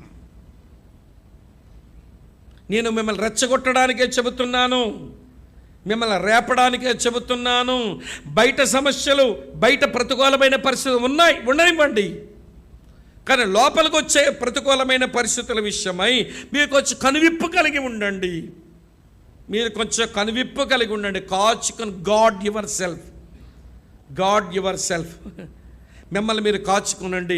ఎవరైనా వచ్చి ఏదైనా చెబితే, అయ్యా మీరు చెప్పేదేదో మాకు అర్థమవుతలేదు, మా సేవకుడిని పిలిపిస్తాము, లేక మా సేవకుడితో ఫోన్ చేస్తాము, ఆయనతో చెప్పాక ఆయన ఎస్ అంటే మళ్ళీ మాతో చెప్దురు, కానీ లేకపోతే మా గుమ్మం దిగి వెళ్ళిపోండి అని చెప్పడం మనకు రావాలి. మా సేవకుడు అంటమ్మా, మా ఇంటికి వచ్చాడమ్మా, అయ్యగారు కూర్చోండి అని వాళ్ళ కాఫీ టిఫిన్లు ఇచ్చి భోజనాలు పెట్టి ఇంట్లో కూర్చోబెడితే, ఈరోజు ఉదయం పప్పుల మిల్లు చెప్పాను ఒక సంఘటన. ఆ బోధ చేసినోడు కనబడడం లేదు, ఆ ఇంట్లో ఉన్న పిల్ల కనబడడం లేదు, రెక్కలు కట్టుకొని ఎగిరిపోయినాయి పక్షులు. తర్వాత 3 నెలల తర్వాత పిల్ల వచ్చింది ముంబాయి పట్టణం నుంచి. అమ్మా నన్ను అమ్మేశాడే, బ్రోతల్ హౌస్కి అమ్మేశాడు, అక్కడ క్రిస్టియన్ అమ్ముండి నాకు కొంచెం తప్పించి డబ్బులు చెల్లిపోమ్మా మీ ఊరంటే, నేను తిరిగి ఇంటికి వచ్చాను అమ్మని పట్టుకుని ఏడుస్తుంది కూతురు. ప్రియులారా వినండి, ఈ రోజున కాచుకోవడం మనకి చేత కాకపోతే, పరీక్షించడం చేత కాకపోతే, వివేచించడం చేత కాకపోతే మన పడిపోయి కనబడతాము. జాగ్రత్త వహించండి. మన తెలియకుండానే లోపలికి వస్తున్నారు. ఈ రోజున క్రిస్టియన్ కమ్యూనిటీలో ఏమండి, ఈ నీతి విరోధులు, అబద్ధ ప్రవక్తలు, అబద్ధ బోధకులు లోపల చొచ్చుకొని వచ్చేస్తున్నారు. కొంచెం మెలకువగా ఉండండి. కాకినాడ కొంచెం మెలకువగా ఉండండి, కాచుకొని ఉండండి. మీరు కాచుకొని ఉండడం కొన్ని టిప్స్ కూడా చెప్పాను. దేన్ని బట్టి మనల్ని మనం ఎవడు కాచుకొని ఉండగలం, దేన్ని బట్టి మనం పరీక్షించగలం అంటే 4 సంగతులు. వారి సందేశం వినండి, అందులో సమతౌల్యత ఉందో లేదో చూడండి. వాళ్ళ దృక్పథాలు కొంచెం గమనించండి. వాళ్ళు ఖర్చు అవ్వడానికి వచ్చారా, లేక మనల్ని బట్టి లాభం కూర్చుకోవడానికి వచ్చారో చూడండి.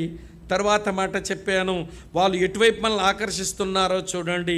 అటు తర్వాత వాళ్ళు ఎథిక్స్ ఉన్నాయో లేదో, విలువలు ఉన్నాయో లేదో చూడండి. ఈ 4తో పరీక్షించకపోతే నా ప్రియ సోదరి స్నేహితులారా, మనం ఎక్కడో తొలగింపబడి స్థిర మనసుని విడిచిపెట్టి పడిపోయే ప్రమాదం ఉంది. అందుకనే పేతురు అంటాడు, మిమ్మల్ని రెచ్చగొట్టాలని, నేను మిమ్మల్ని రేపాలని మాటలు రాస్తున్నాను. కాబట్టి గాడ్ యువర్ సెల్ఫ్, మిమ్మల్ని మీరు కాచుకోండి. నేను కాచే పని మరొకరు ఎవరికీ లేదు. నిన్ను నీవే కాచుకోవాలి, నిన్ను నీవే జాగ్రత్తలు తీసుకోవాలి. పరీక్షించు, వివేచించు, కాచుకొని ఉండు అన్నాడు. ఎంతకంటే ఎక్కువ చెప్పలేని మొదటి మాట. రెండో మాట ఏమన్నాడు తెలుసా? గ్రో, ఎదుగు, అభివృద్ధి చెందు అన్నాడు. చూడండి 18 వచ్చిన చదువుతాను. మన ప్రభువును రక్షకుడనైన యేసుక్రీస్తు అనుగ్రహించు కృపయందును జ్ఞానమందును అభివృద్ధి పొందండి అన్నాడు. అమ్మ వింటున్నారా? అభివృద్ధి దేంట్లో పొందాలట? యేసుక్రీస్తు అనుగ్రహించు కృపయందును జ్ఞానమందును అభివృద్ధి పొందండి. ఇక్కడ విషయం చెప్తాను వినండి. జ్ఞానము లేని కృప అదొక మొద్దు సాధనం. జ్ఞానము లేని కృప అదొక మొద్దు సాధనం. అదే కృపలేని జ్ఞానం అది భయంకరమైన ఆయుధం. కృపలేని ఆయుధం, కృపలేని జ్ఞానం అది భయంకరమైన ఆయుధంలా పనిచేస్తుందట, చీరేస్తుంది మనుషుల్ని. అలాగే జ్ఞానం లేని కృప అది మొద్దు సాధనం అట, ఎందుకు పనికిరాదు ఆ కృప. ఆమె అర్థమవుతుందా? జ్ఞానం లేని కృప మొద్దు సాధనం. వింటున్నారా? కృపలేని జ్ఞానం భయంకరమైన ఆయుధం. అందుకనే ఇది బ్యాలెన్స్. మళ్ళీ కృపయందును జ్ఞానమందును మీరు అభివృద్ధి చెందండి. ఇక్కడ అభివృద్ధి గురించి ఒక 3-4 మాటలు చెప్తాను. అప్పుడు కృప గురించి చెప్తాను, తర్వాత జ్ఞానం గురించి చెప్తాను. ఈ అంచె దినాలలో, ఈ ప్రతికూలమైన పరిస్థితుల మధ్య కృపలో జ్ఞానములో అభివృద్ధి చెందడం గురించి కొన్ని తలంపులు మనము నేర్చుకుంటాం. బాగా వినండి ప్రియులు, అభివృద్ధిని గురించి ఒక 4 మాటలు చెప్తాను. అభివృద్ధి అనేది జీవం మీద ఆధారపడి ఉంటుంది. Growth depends upon life. అమ్మా వింటున్నారా? అభివృద్ధి జీవం మీద ఆధారపడి ఉంటుంది. ఆలకిస్తున్నారా? ఆ బయట ఉన్న చెట్టు రోజు రోజుకి అభివృద్ధి చెందుద్ది. ఈ చెట్లు ఎప్పుడు చూసినా ఇలాగే ఉంటాయి. ఎందుకని? అమ్మ అదే, దానికి ఏముంది? జీవం ఉంది. దీనికి ఏమి లేదు? జీవం లేదు. జీవం ఉన్నది ఎదుగుద్ది, అభివృద్ధి చెందుద్ది. అందుకని గ్రోత్ డిపెండ్స్ అపాన్ లైఫ్. ఇది మొదటి మాట. రెండవ చెప్తాను వినండి. అభివృద్ధి ఐచ్ఛికం కాదు, ఇది తప్పనిసరి. Growth is not optional but essential. అభివృద్ధి అనేది తప్పనిసరి, ఇది ఐచ్ఛికం కాదు. అభివృద్ధి పొందితే పొందొచ్చు, లేకపోతే లేదు అనడం లేదు బైబిల్. ఇది తప్పనిసరి. ఇది రెండవ మాట. మూడో మాట చెప్తాను వినండి. అభివృద్ధి క్రమేపీ జరిగేది, ఒక్కసారి కనబడేది కాదు. ఏమ్మా, ఆ చెట్టు ఇలాగ మొక్క వేయగానే మొక్క మొలిచింది, మొలవగానే పండు వచ్చిందా? దానికి పండు రావడానికి ఎన్ని రోజులు పట్టిందో. ఆకులు పెరిగినాయి, బలమైన కాండం వచ్చింది, మొగ్గ వేసింది, తర్వాత పువ్వు వేసింది, తర్వాత పిందొచ్చింది, తర్వాత కాయ అయ్యింది, తర్వాత ఫలం అయింది. అది క్రమేపీ అభివృద్ధికి వస్తుంది. అభివృద్ధి ఎప్పుడు ప్రాసెస్ అండి, అది వెంటనే ఇన్స్టెంట్గా ఉండదు అభివృద్ధి. కొంతమంది మనకేం మైదార్ రోగమో కానీ మన అభివృద్ధి ఒక రాత్రులు అయిపోవాలనుకుంటారు. ఇన్స్టెంట్ కాఫీ తాగినట్టు త్వరగా చేసుకున్న కాఫీలు ఉంటాయిగా, వేటిలో కలిపేసుకుంటే తాగేయచ్చు. అట్లా ఇవ్వండి, ఇట్లా అనుకుంటారంతే. ఆ దేవుడు అభివృద్ధి పరిచయం. అభివృద్ధి వెంటనే జరగదు, క్రమేపీ జరుగుద్ది. ఇది మూడో విషయం. అభివృద్ధి జీవం మీద ఆధారపడి ఉంటుంది. అభివృద్ధి ఐచ్ఛికం కాదు, తప్పనిసరి. అలాగనే అభివృద్ధి క్రమేపీ జరుగుద్ది. నాలుగో మాట చెప్తాను వినండి. అభివృద్ధి అది కష్టం, అది తేలిక కాదు. అభివృద్ధి చెందడం అంటే difficult, not easy. Growth is difficulty, not easy. అభివృద్ధి అనేది కష్టం, అది తేలికైన విషయం కాదు. ఈ 4 మాటలు మనసులో పెట్టుకోండి. అమ్మ మళ్ళీ చెప్పనా? అభివృద్ధి దేని మీద ఆధారపడి ఉంటుంది? జీవం మీద. అభివృద్ధి అనేది ఏంటి? తప్పనిసరి, ఐచ్ఛికం కాదు. అభివృద్ధి అనేది ఎట్లా వస్తుంది? క్రమేపీ వస్తుంది, వెంటనే రాదు. అభివృద్ధి అనేది ఏంటట? కష్టం, అది తేలికైతే కానే కాదు. ఈ 4 తలంపుల మనసులో పెట్టుకోండి. ఇప్పుడు పేతురు భక్తుడు అంటున్నాడు, మీరు అభివృద్ధి చెందాలి. ఇందులో మొట్టమొదటి కృపలో అభివృద్ధి చెందాలట. క్రైస్తవ జీవితం కృపా ప్రవేశంతో మొదలవుతుంది. అవునా? క్రైస్తవ జీవితం కృపా ప్రవేశంతో మొదలవుతుంది. చూడండి ఒక్కసారి రోమాపత్రిక 5వ అధ్యాయం 2వ వచనంలో, రోమీలకు రాసిన పత్రిక 5వ అధ్యాయం 2వ వచనం చూడండి ఏం రాసిందో. మరియు ఆయన ద్వారా మనం విశ్వాసం వలన ఈ కృపయందు ప్రవేశము గలవారమై. ఆగమ చాలు ఇటట. మరియు ఆయన ద్వారా అంటే యేసుక్రీస్తు ద్వారా మన విశ్వాసం వలన ఈ కృపయందు ప్రవేశము గలవారమై అన్నాడు. యేసు ప్రభు దగ్గరకు రావటం అంటే దేవుని కృపా ప్రవేశం చేయటం. దీన్ని పౌలు భాషలో, మరో భాషలో చెప్పాలంటే ఎఫెసీ పత్రిక 2:8 ఉంటుంది. మీరు విశ్వాసం వలననే కృప ద్వారానే రక్షింపబడ్డారు, ఇది మీ వలన జరిగింది కాదు, దేవుని కృపే అని అంటాడు. అమ్మ అర్థమవుతుందా? మన కృపా ప్రవేశం అది రక్షణ అనుభవం, అది ఆరంభం. అక్కడ నుంచి కృపలో మన అభివృద్ధి చెందుతూ ఉండాలన్నమాట. ఏమవ్వాలట చెప్పండి? ఆ కృపలో మనం ఏం కావాలి? అభివృద్ధి చెందుతూ ఉండాలి. ఇప్పుడు కృపలో అభివృద్ధిలో ఏ స్థాయికి మనం వచ్చామో, కృపలో అభివృద్ధి చెందడం మనకి చేతనవుతుందో లేదా, ఇది కొంచెం మీకు అర్థమయ్యేలా చెప్తాను. నెంబర్ 1, మొట్టమొదట కృపా ప్రవేశం చేసిన నీవు, కృప ద్వారా రక్షించబడిన నీవు ఈ కృపలో అభివృద్ధి చెందడం అనంటే ఈ అనుభవాలన్నీ మన జీవితంలో చోటు చేసుకోవాలి. ఈ అనుభవాలు ఇంకా రాలేదు అంటే కృపలో అభివృద్ధిలో నువ్వు మరుగుజ్జు అయిపోయావన్నమాట. కృపలో అభివృద్ధి చెందడంలో నువ్వు మందకొడు అయిపోయావు. మాటలు చెప్పినప్పుడు సిస్టర్ బాగున్నారా? బాగున్నానండి. ఏదో దేవుని కృప వలన ఏంటి ఇల్లు కట్టారంట? అవునండి, ఏదో దేవుని కృప వలన. మీ పిల్లాడికి ఉద్యోగం వచ్చిందంట కదా, ఏదో దేవుని కృప వలన. ఏంటి మీ కూతురు పెళ్లి చేశారంటగా, అవునండి, ఏదో దేవుని కృప వలన. ఈ మధ్య ఏదో కొత్త కారు కొన్నారంట, అవునండి, ఏదో దేవుని కృప వలన. ఇదండి కృపలో అభివృద్ధి చెందడం అంటే. అసలు ఏం చెప్పినా కృపే కృప అంటున్నారు, కానీ కృపలో అభివృద్ధి చెందడం మనకేమర్థమైంది? ఇప్పుడు స్టెప్స్ చూపిస్తాను చూడండి. కృపలో అభివృద్ధి ఏమండి అడుగులు ఇవి. ఫస్ట్ స్టెప్ ఏంటనంటే చూడండి, చదువుతాను. 2 తిమోతి 2వ అధ్యాయం 1వ వచనం. పౌలు తిమోతికి రాసిన 2వ పత్రిక 2వ అధ్యాయం 1వ వచనం చూడండి ఏమి రాసిందో. 2వ పత్రిక 2వ అధ్యాయం నా కుమారుడా, క్రీస్తు యేసునందున్న కృపచేత బలవంతుడు కమ్ము అన్నాడు. అంటే దేవుని కృపచేత మనం బలపరచబడిపోవాలి. అవునా? ఇలా వినండి, ఒక విషయం చెప్తాను. ఈరోజు సేవకులమైన మేమైనా, లేదంటే సీనియర్ బిలీవర్స్ అయినా, వాళ్ళు కొంచెం స్థిరంగా భక్తి చేస్తున్నారంటే మా శక్తి, మా కృషి అనుకుంటున్నారండి. ముమ్మాటికి కానే కాదు, ముమ్మాటికి కానే కాదు. 2 తెస్సలోనిక 3:3 రాసి ఉంటుంది. ఏముంటుందో తెలుసా? ప్రభువు నమ్మదగిన వాడు, ఆయనే మిమ్మల్ని స్థిరపరిచి ప్రతి దుష్టత్వం నుంచి కాపాడును. స్థిరపరచువాడు ఆయన. ఈ మధ్య పాట కూడా వచ్చిందిగా, తెగ పాడేస్తున్నారు అందరూ. ఏటమ్మా, పర్లేదు చెప్పేయండి, ఏమనుకోను. స్థిరపరచువాడు, వద్దులండి, పక్క మాట కూడా వచ్చేసింది, బలపరచువాడు. స్థిరపరచువాడు ఆయనే, బలపరచువాడు ఆయనే. కనుక కృపచేత విశ్వాసంతో రక్షించబడిన మనం కృపలో అభివృద్ధిలో ఫస్ట్ స్టెప్ ఏంటంటే కృపచేత మన బలపరచబడిన అనుభవంకి వచ్చేయాలి.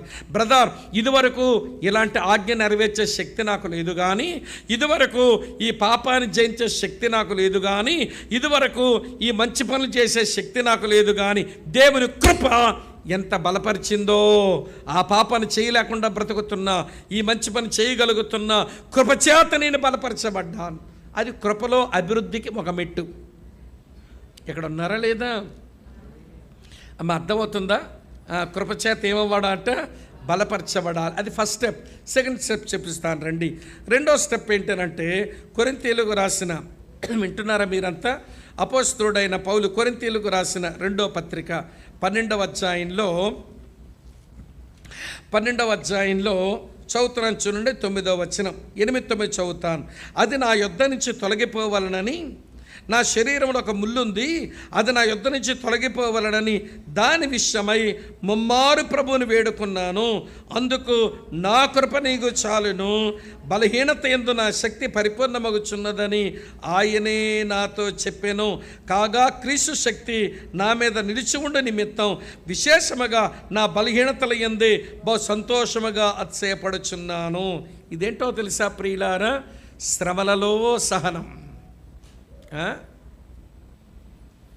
పౌలుకున్న శ్రమ, ఆయన శరీరంలో ముళ్ళుందంట, దాన్ని తొలగించమని ముమ్మారు వేడుకున్నాడంట. ప్రభు అన్నాడు, ముళ్ళు తీస్తానని లేదు కానీ నా కృప నీకు చాలును అంటున్నాడు. ఇది శ్రమలలో సహనం. కొంతమందికి శ్రమలు వస్తున్నా భలే సహించుకుంటూ బ్రతికేస్తుంటారండి. అసలు వాళ్ళ శ్రమ వాళ్ళ మొఖాల్లో కూడా కనబడనివ్వరండి. వాళ్ళ శ్రమ నోరిచ్చి ఎవరితోనూ చెప్పుకోవరండి. అసలు వీళ్ళకి ఏ శ్రమలు లేవా అనిపించేటట్టు కనబడతారండి. కారణం ఏంటో తెలుసా? వాళ్ళు కృపను అనుభవించిన వాళ్ళు, శ్రమలలో సహనం నేర్చుకున్నారు వాళ్ళు. దేవుని కృప వాళ్ళకు వచ్చిన శ్రమలలో సహనము నేర్పించింది. అది కృపలో అభివృద్ధి చెందడం అంటే. కొంచెం శ్రమ వస్తే చాలండి, ఏమనుకోరా చెప్పేస్తాను ఒక మాట. కొంచెం శ్రమలు వస్తే చాలు. ఒక్కొక్క అక్కకి, ఒక్కొక్క బ్రదర్ గారికి శ్రమలు వస్తే వాళ్ళ ముఖాలు చూడాలి, బొగ్గులపై ముఖాలు వేసుకుని పిడక ముఖాలతో కనబడతారు. ఊసురోమని అయిపోయిందిరా జీవితం అన్నట్టు. నీకు దేవుడు లేడా? వినండి, ఆ శ్రమలలో ఆయన నీ చెంత నిలబడా? అది గ్రహింపు ఉండదండి. అందుచేత మీరు ఎట్లయిపోతారు అంటే, ఆలకిస్తున్నాను చెప్పిన మాట, శ్రమలలో సహనము కలిగి బ్రతకడం అది కృపచేత జరిగే పని. దేవుని స్తోత్రం చెబుదామా? ఎన్నొచ్చాయి ఇప్పుడు మనకు? కృపలో బలపరచబడ్డం, కృపతో శ్రమలలో సహనం అనుభవించి, ఇవి స్టెప్స్ అండి. ఇది కృపలో అభివృద్ధి. 2 3 చెప్తాను రండి ప్రియులారా. 1 కొరింథీ పత్రిక చదువుతాను చూడండి. 15వ అధ్యాయం 10వ వచనం. కొరింథీయులకు రాసిన మొదటి పత్రిక 15:10. అయినను నేను ఏమయ్యున్నానో అది దేవుని కృపలనే అయ్యున్నాను, మరియు నాకు అనుగ్రహింపబడిన ఆయన కృప నిష్ఫలము కాలేదు, కానీ వారందరికంటే ఎక్కువగా ప్రయాసపడ్డాను. ప్రయాసపడింది నేను కాను, నాకు తోడయ్యున్న దేవుని కృపయే.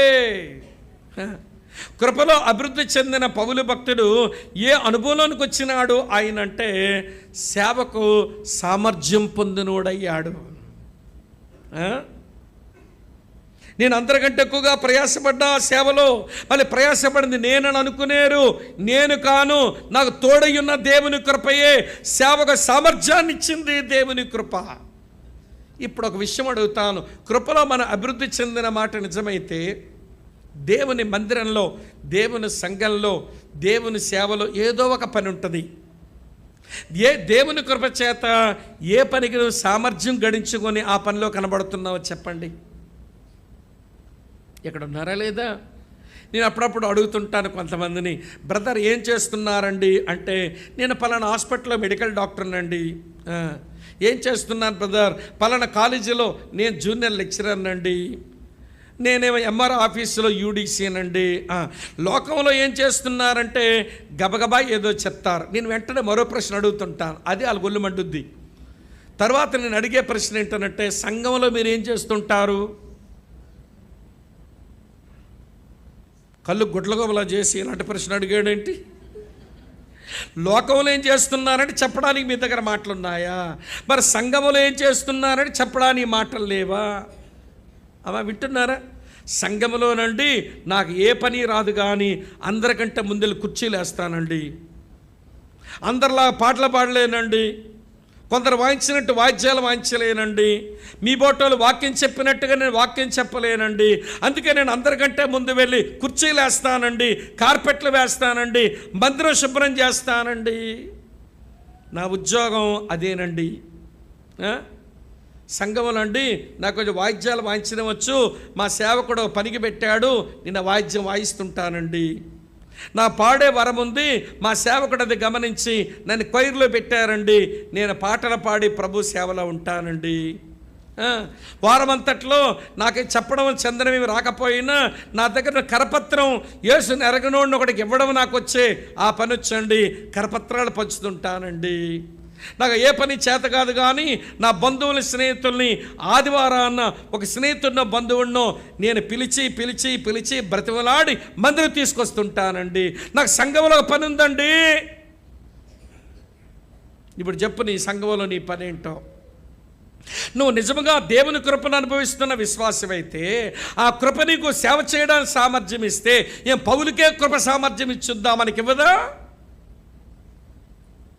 ఆ కృప పౌలుకే సామర్థ్యం ఇచ్చిందా? మనకి ఇవ్వలేదా ఆ కృప సామర్థ్యం?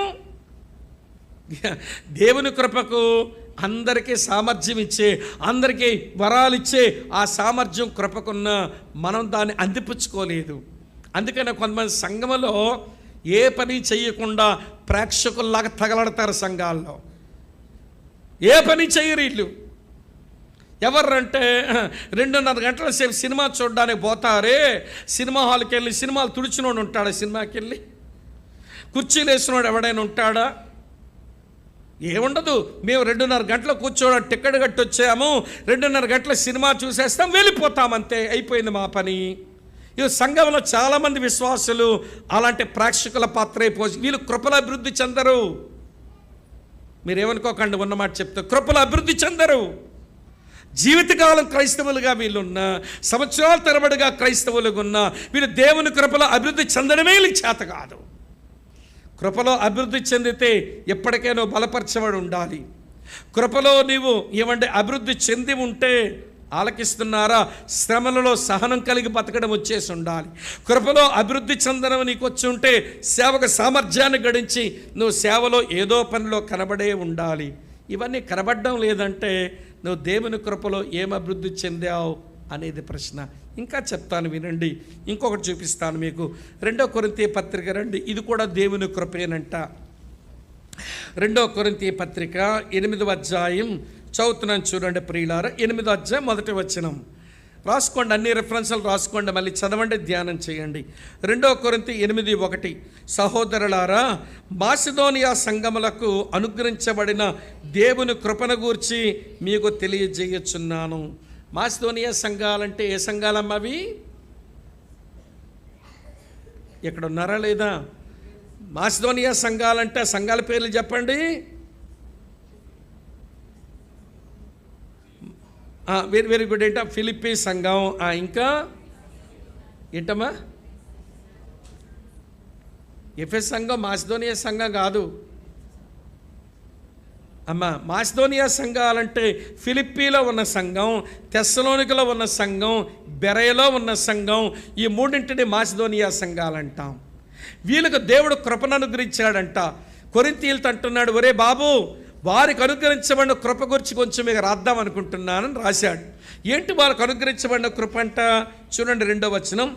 ఎలాగనగా వారు బహుశ్రమ వలన పరీక్షింపబడగా అత్యధికముగా సంతోషించారు, మరియు వారి నిరుపేదలైనను వారి దాతృత్వం బహుగా విస్తరించాను.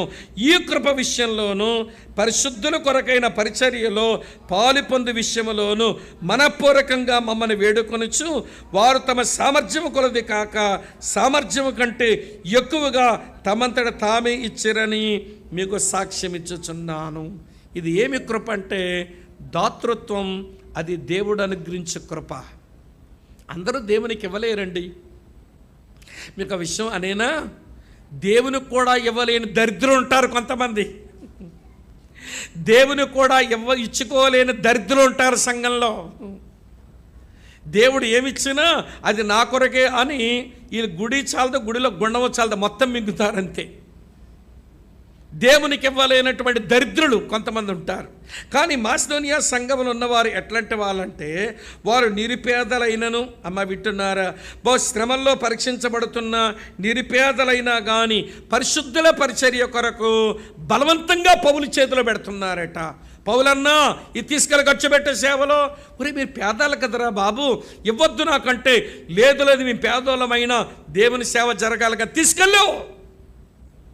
ఈ విషయం కొరింథీయులకు ఎందుకు చెప్పాడో చెప్పనా మీకు? ఈ దిక్కుమాల కొరింథీయులు మన టైప్ అనమాట. చూడండి వీళ్ళ గురించి ఆయన రాస్తే ఏమన్నాడో దగ్గర మీకు చూపిస్తే మీకు అర్థమైపోతుంది. అమ్మ వింటున్నారు? చూడండి, చెప్తాను. 2 కొరింథీ 11వ అధ్యాయం చూడండి ఏమి రాసిందో. 2 కొరింథీ పత్రిక 11వ అధ్యాయం. వీళ్ళు ఎలాంటోలో ఈ కొరింథీయులు చదువుతాను చూడండి. 8వ వచనం చూస్తారా? ఇలా ఉంది. మీకు పరిచర్య చేయుటకై నేను ఇతర సంఘముల వల్ల జీతం పుచ్చుకొని వారి ధనము విషయమై దొంగిలేవాడనైతిని. మరియు నేను మీ యొద్ద ఉన్నప్పుడు నాకు అక్కర కలిగి ఉండగా నేను ఎవరి మీద భారం మోపలేదు. మాసిదోనియా నుంచి వచ్చిన సహోదరులు వచ్చి నా అక్కరలు తీర్చారు. ప్రతి విషయంలోనూ నేను మీకు భారంగా ఉండకుండా జాగ్రత్త పడ్డాను, ఇక ముందు జాగ్రత్త పడతాను. ఒరేయ్ కొరింథీయులారా, నేను మీ మధ్య సేవ చేస్తుంటే మీరేం పెట్టారు? నాకు మీకు ఇచ్చే మనసు లేదు గనక మీలాంటి వాళ్ళ దగ్గర తీసుకోవడం కూడా అనవసరం అనుకున్నాను నేను. అందుకని నా చేతులతో కష్టపడి నేను మీ భారంగా ఉండకూడదని మీ మధ్య సేవ చేశాను. అయినా సేవలో కొన్ని అక్కర్లు ఉంటే ఆ మాసిదోనియా వాళ్ళు పంపించిన డబ్బులు తీసుకుని మీ మధ్య సేవ చేశాను. ఆ సంఘాలు ఇచ్చిన డబ్బుతో మీకు సేవ చేసి వాళ్ళ దగ్గర నుంచి పంపిన డబ్బులకు నేను దోషినైపోయినట్టున్నాను. జీతమేమీ నాకు ఇవ్వలేదుగా.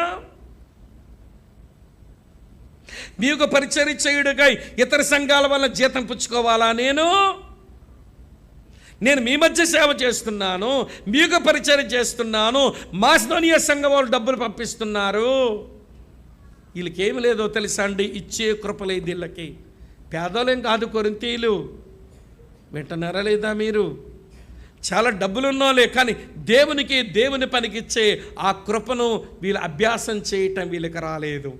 అంటే బలపరచబడడం, దేవుని కృపలో అభివృద్ధి చెందడం, శ్రమలలో సహనం కలిగి ఉండడం, దేవుని కృపలో అభివృద్ధి చెందడం, దేవుని సేవకుడు సామర్థ్యం పొందడం, దేవుని కృపలో అభివృద్ధి చెందడం, దేవుని పరిచర్య దాతృత్వం చూపడం, దేవుని కృపలో అభివృద్ధి చెందడం. మీరు కృపలో అభివృద్ధి పొందండి.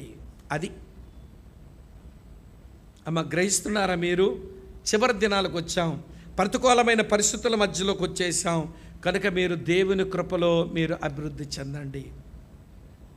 ఇంకెక్కువ చెప్పలేను. ముందు ఒక మాట చెప్పాను, ఏమన్నా తెలుసా అండి?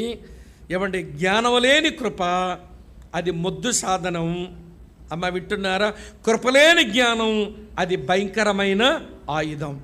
కాబట్టి మీరు కృప కలిగి ఉంటే సరిపోదు, మీ జ్ఞానం కూడా కావాలి.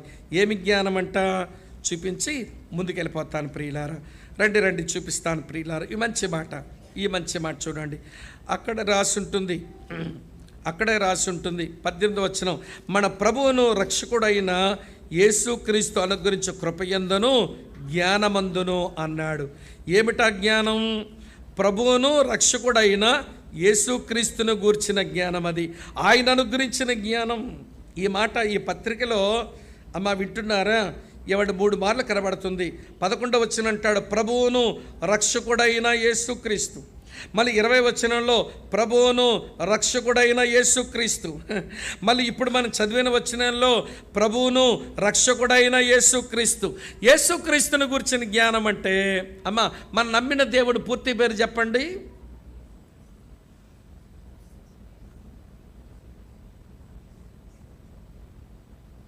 మీరు నమ్మిన దేవుడు మీ పేరు పూర్తి పేరు చెప్పండి అంటే surname, first name, middle name, ఏమండి లాస్ట్ నేమ్ మొత్తం చెప్తావే? చెప్పండి ఏంటి మన నమ్మిన దేవుని పూర్తి పేరేంటి? యేసు క్రీస్తు ప్రభు. ఈ 3 విషయాల్లో మన జ్ఞానం వస్తే ఆయన గురించిన జ్ఞానం కలిగి ఉన్నట్టే లెక్క. ఈ విషయంలో అభివృద్ధి ఇందులో కూడా అభివృద్ధి చెందాలి. చెప్తాను వినండి. యేసు అనగా రక్షకుడు కదూ అమ్మ. యేసు అంటే ఎవరు? క్రిస్మస్ దినాల్లో దాని మీనింగ్ అడగక్కర్లేదులేండి. ఎవడు యేసు అంటే ఏంటి? రక్షకుడు, సేవియర్. ఆలకించని ప్రియులారా, దేంట్లోంచి రక్షించేవాడట? పాపముల నుంచి రక్షించేవాడు కదా.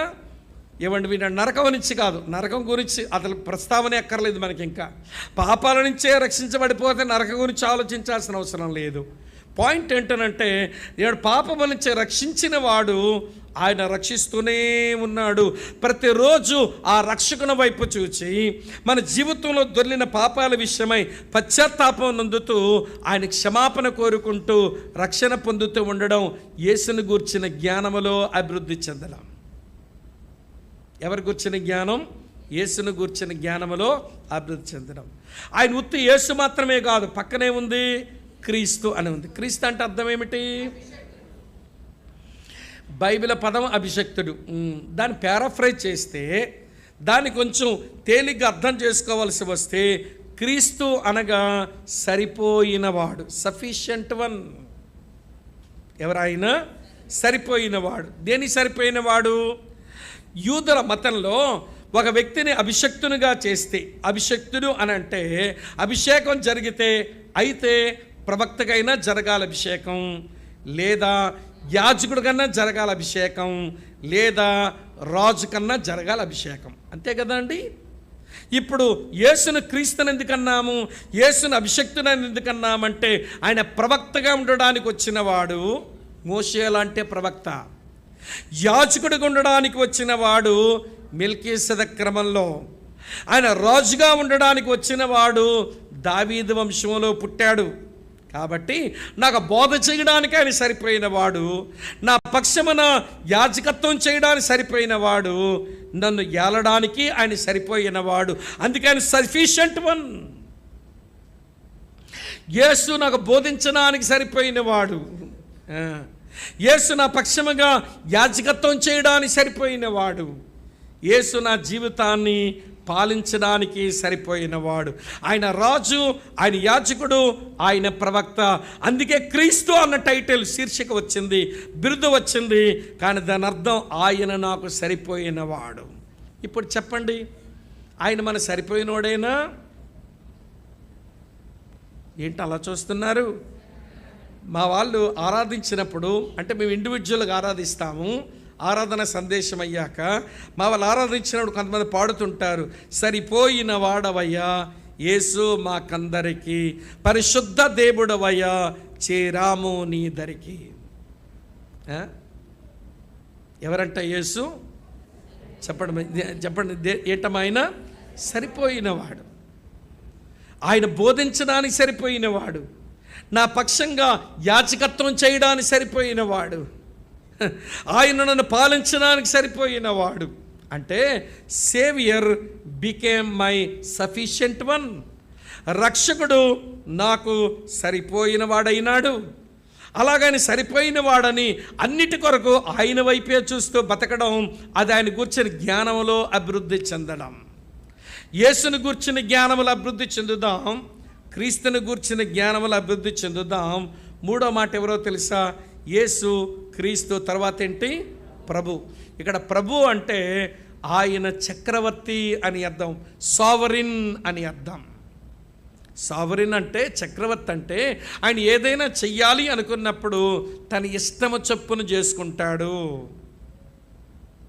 అమ్మ వింటున్నారా? 115వ కీర్తన 3వ వచనం ఏముంటుంది చెప్పండి నాకు? 115వ కీర్తన 3వ వచనం ఏంటో చెప్పండి. మా దేవుడు ఏముంది అక్కడ?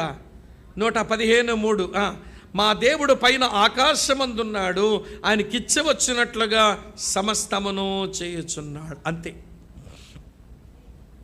మా దేవుడు పైన ఆకాశమందున్నాడు, ఆయనకిచ్చ వచ్చినట్లు సమస్తమును చేయుచున్నాడు.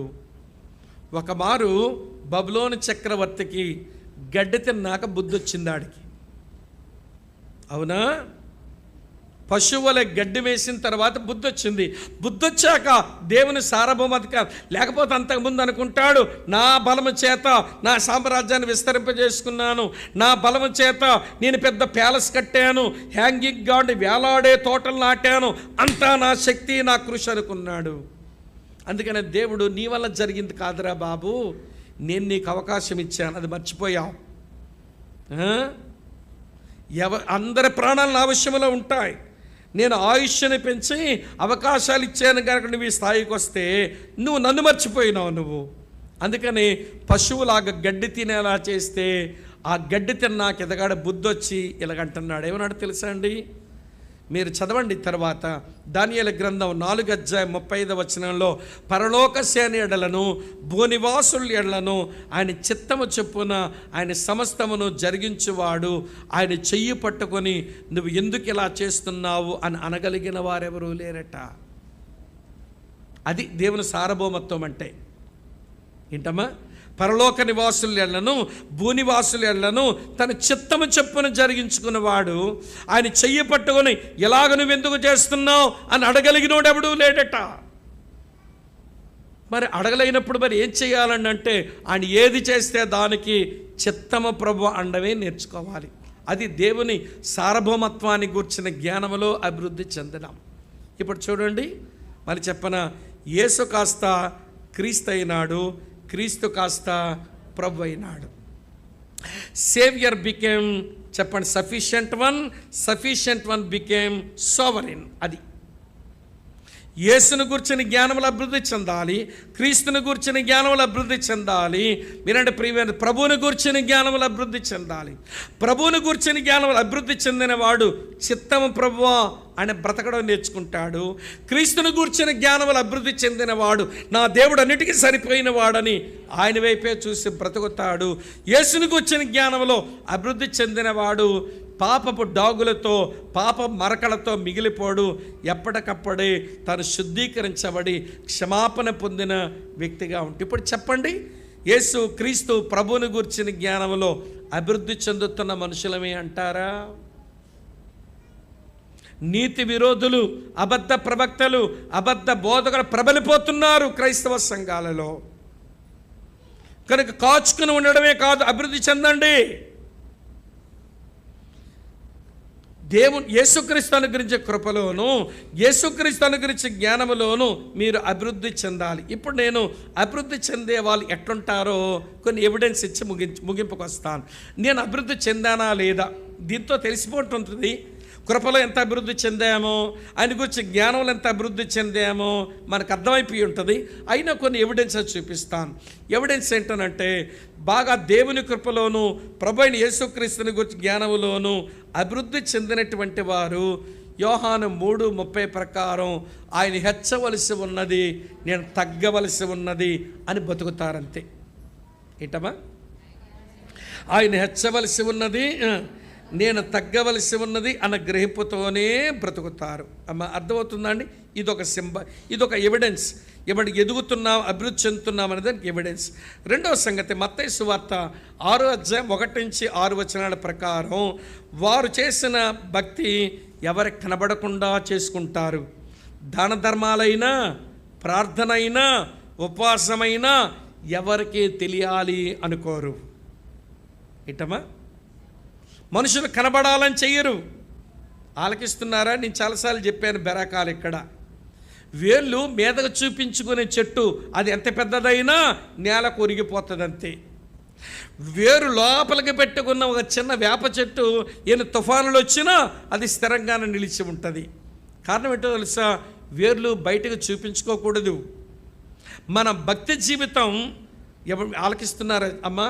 మన భక్తి జీవితం అది దేవునికి మనకే తెలియాలి. మన దానమైనా, మన ధర్మమైనా, మన ప్రార్థన అయినా, మన ఉపవాసమైనా నా దేవుడు చూస్తున్నాడు, నాకంతే చాలు అన్నట్టుంటారు. కానీ అది 10 మంది కనపరిచేసి మనుషులు గొప్ప కొరకు ఉండరు. వీళ్ళు ఏంటి సిస్టర్ అంతా అట్లా జ్వరం వచ్చినట్టున్నారేంటి, తలేరబోసుకొని అట్లున్నారు ఏంటంటే ఫాస్టింగ్ అండి. ఏం వలకబోస్తుందో ఒక కక్క, ఫాస్టింగ్ అండి. ఏంటి సిస్టర్ ఇప్పుడే మీ కళ్ళల్లోంచి నీళ్ళు కారుతున్నట్టు? ప్రేయర్లో ఉండొచ్చానండి. మాకు తెలియాలి అవన్నీ. ఎందుకు అలా చెప్పేసుకుంటున్నావు? వేర్లు బయటకు చూపించుకునే ఏ చెట్టు అయినా అది ఎంత పెద్దదైనా కూలిపోతుంది. కనుక లోపలే ఉండేలా చూసుకోవాలి మనం.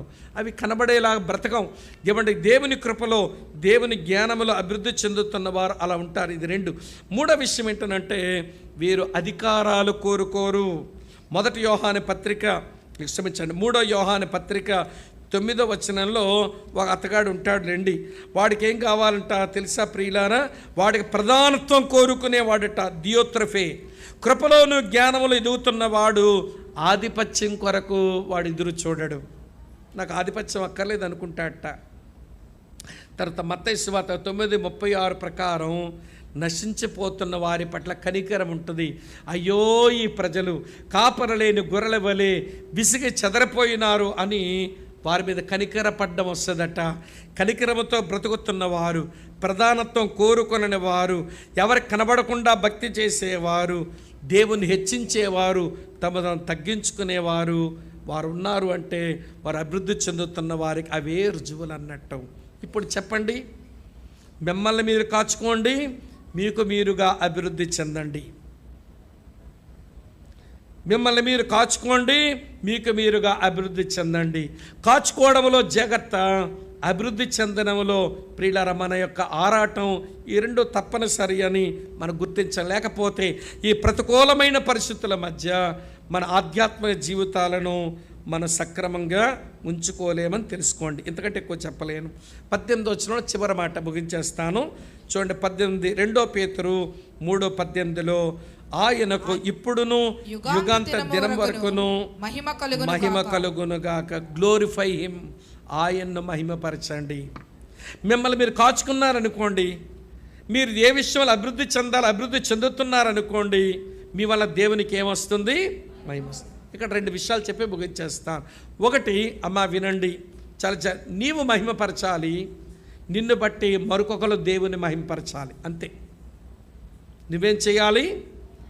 దేవుని మహిమపరచాలి, నిన్ను బట్టి మరొకరు దేవునికి మహిమ చెల్లించాలి. చూపిస్తాను. పేతురు చెప్తాడు ఎప్పుడు మహిమ వస్తుందో మన బట్టి. 1 పేతురు 4:16 వచనం చూడండి. 1 పేతురు 4, అదే బాబు, ఎవరైనాను క్రైస్తవుడైనందుకు బాధ అనుభవించిన ఎడల అతడు సిగ్గుపడక ఆ పేరును బట్టి దేవుని మహిమపరచవలెను. నువ్వు క్రైస్తవుడు అయినందుకు బాధ అనుభవించవలసి వచ్చింది అనుకోండి, ఆ పేరును బట్టే దేవుని మహిమపరచు. బాధ అనుభవించు. నేను క్రీస్తుని బట్టి నాకు ఈ బాధ వచ్చింది, క్రీస్తుని బట్టి ఈ నింద వచ్చింది, నా క్రీస్తుని బట్టి ఈ అవమానం వచ్చింది, నేను చేసిన పాపానికో తప్పుకో రాలేదు కదా, నా ప్రభువుని బట్టి వచ్చిందని నువ్వు ఆనందించావనుకోండి, నువ్వు దేవుని మహింపరిచే మనిషి అవుతావు. పెట్టుకు నేను చెప్పాల్సిన విషయం ఏంటంటే, నేను శ్రమలలో ఆనందించే మనమే దేవునికి మహిమ తెచ్చేవాళ్ళు. ఇదొకటైతే చూడండి, ఈ అనుభవం చూపించి ముగించేస్తాను. గలతీయులకు రాసిన పత్రిక ఏమండి 1వ అధ్యాయం 23-24 వచనాలు చూడండి. ఏముంది? గలతీ 1:23-24. మునుపు మనలను హింస పెట్టిన వాడు తాను పూర్వమందు పాడు చేయుచు వచ్చిన మతమును లేదా విశ్వాసాన్ని ప్రకటించుచున్నాడన్న సంగతి మాత్రమే విని వారు నన్ను బట్టి దేవుని, చూసారా, పౌలును బట్టి ఆలకిస్తున్నారా? యోదయలు ఉన్న వారంతా దేవుని మహింపరుస్తున్నారట. నీవుగా దేవుని మహింపరచాలి, నిన్ను బట్టి మరొకరు దేవుని మహింపరచాలి. మెట్టుకు దేవునికి మహిమ రావాలి. దేవునికి మహిమ రావాలి అంటే వెనకాల మనం ముందు అభివృద్ధి చెందాలి. మన అభివృద్ధి చెందాలి అంటే మనల్ని మనం కాచుకుంటూ మనం బ్రతకాలి. అందుకే నేను చెప్తాను వినండి, ఆయన గ్లోరిఫై అవ్వాలంటే నువ్వు గ్రో అవ్వాలి. నువ్వు గ్రో అవ్వాలంటే నిన్ను గాడ్ చేసుకోవాలి, నిన్ను కాచుకుని ఉండాలి. ఈ రోజున ఇలాంటి శ్రద్ధ మనకు లేని కారణం చేత ప్రియులారా వినండి, దేవునికి మహిమ రావడం, నా వలన ఎవరైనా దేవుని మహింపరుస్తున్నారా, నేనేమైనా దేవుని మహింపరచగలుగుతున్నానా అనేది ఒక ప్రశ్న. రెండవది, నేను ఎలా అభివృద్ధి చెందుతున్నాను, ఆయన కృపలో ఆయన జ్ఞానములో నా అభివృద్ధి ఎంత, అసలు నన్ను నేను కాచుకుంటూనే నేను భక్తి చేస్తున్నాను అనేది మనం ఆలోచించవలసిన విషయం. ఈ ప్రతికూలమైన పరిస్థితుల మధ్య మనల్ని మనం కాచుకోవడం లేదండి. అభివృద్ధి ఏమో అణగారిపోయింది, మన వల్ల దేవునికి మహిమ రావటం లేదు. అయినా ప్రభు మనల్ని ప్రేమించి మనకు మరో అవకాశం ఇచ్చి మనతో మాట్లాడుతుండగా, నేను ముందే చెప్పాను, పతనమైపోయిన వారికి ఆయన పునరుద్ధరణ కలిగించేవాడు. బైబిల్ దేవుడు తన పిల్లలకు మరో అవకాశం ఇచ్చు దేవుడు. ఆయన మరొక అవకాశం మనకిస్తున్నాడు, పునరుద్ధరించగోరుతున్నాడు. పశ్చాత్తాపంతో విరిగి నలిగిన హృదయంతో ఈ రాత్రి ఆయన తట్టు తిరుగుదాం. ప్రభా, నన్ను నేను కాచుకోవడం ఏంటో నాకు ఈరోజు అర్థమైంది. నేను ఏ విషయంలో అభివృద్ధి చెందాలో అది కూడా నాకు బోధపడింది. ఎలాగ నీకు మహిమ తీసుకురావాలో అది కూడా బోధపడింది.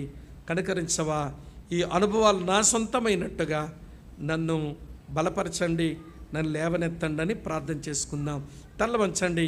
మీకు మోకరించాలని మనసు వస్తే మీరు మోకరించండి, శరీరం సహకరిస్తే ప్రార్థన చేసుకుందాం. ప్రార్థన చేసుకుందాం. ప్రార్థన చేసుకుందాం. కొద్ది నిమిషాలు ప్రార్థన చేసుకుందాం. వెంటనే కళ్ళు మూసుకు, పిల్లలు ఎవరు డిస్టర్బ్ చేయొద్దమ్మా, కళ్ళు మూసుకోండి, తల్ల వంచండి, ప్రార్థన చేసుకుందాం.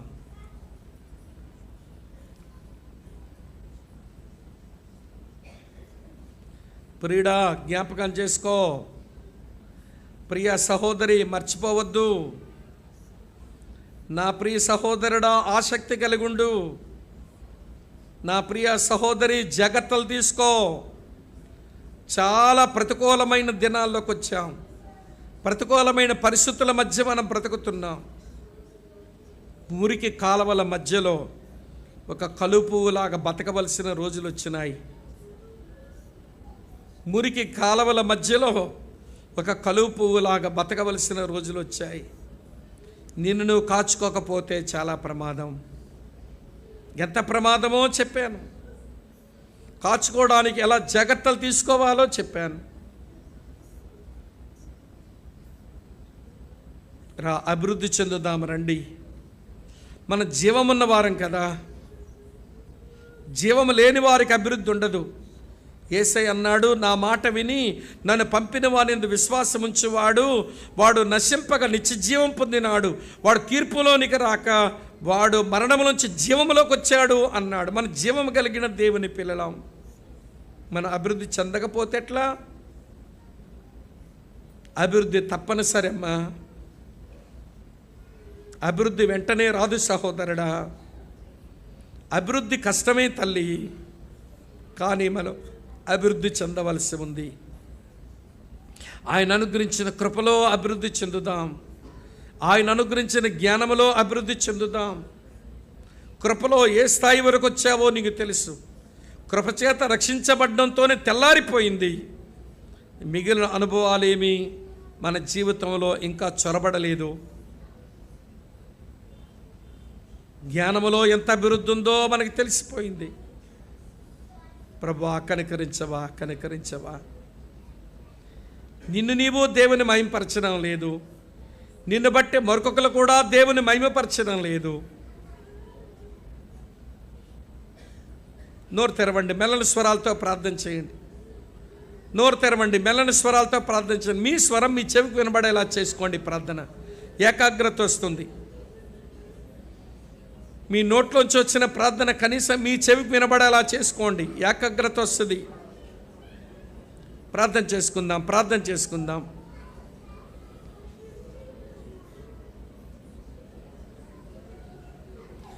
ప్రేమ కలిగిన మా ప్రియమైన తండ్రి, ఒకప్పుడు దినములు వేరు, ఇప్పుడు మేమున్న దినాలు వేరు. మాకే తెలిసిపోతుంది నాయన. కాల ప్రవాహంలో మేము చాలా చెడ్డ దినాల్లోనికి వచ్చాం, అపాయకరమైన దినాల్లోనికి మేము వచ్చాం. ఎన్నో ప్రతికూలమైన పరిస్థితులు మమ్మల్ని వేధిస్తూ ఉన్నాయి, ఏడిపిస్తున్నాయి, మమ్మల్ని వెంటాడుతున్నాయి నాయన. ఇటువంటి పరిస్థితుల మధ్య సంఘములో నీ పిల్లలుగా బ్రతకడం ఎట్లనో, మమ్మల్ని మేము కాచుకుంటూ బ్రతకడం, అభివృద్ధి చెందవలసిన విషయాలు అభివృద్ధి చెందుతూ బ్రతకడం, మా ద్వారా నీకు మహిమొచ్చేలాగా బ్రతకడానికి నీ కృప మాకు అనుగ్రహించవా, నీ కృప మాకు అనుగ్రహించవా. మేము బలహీనులము నాయన.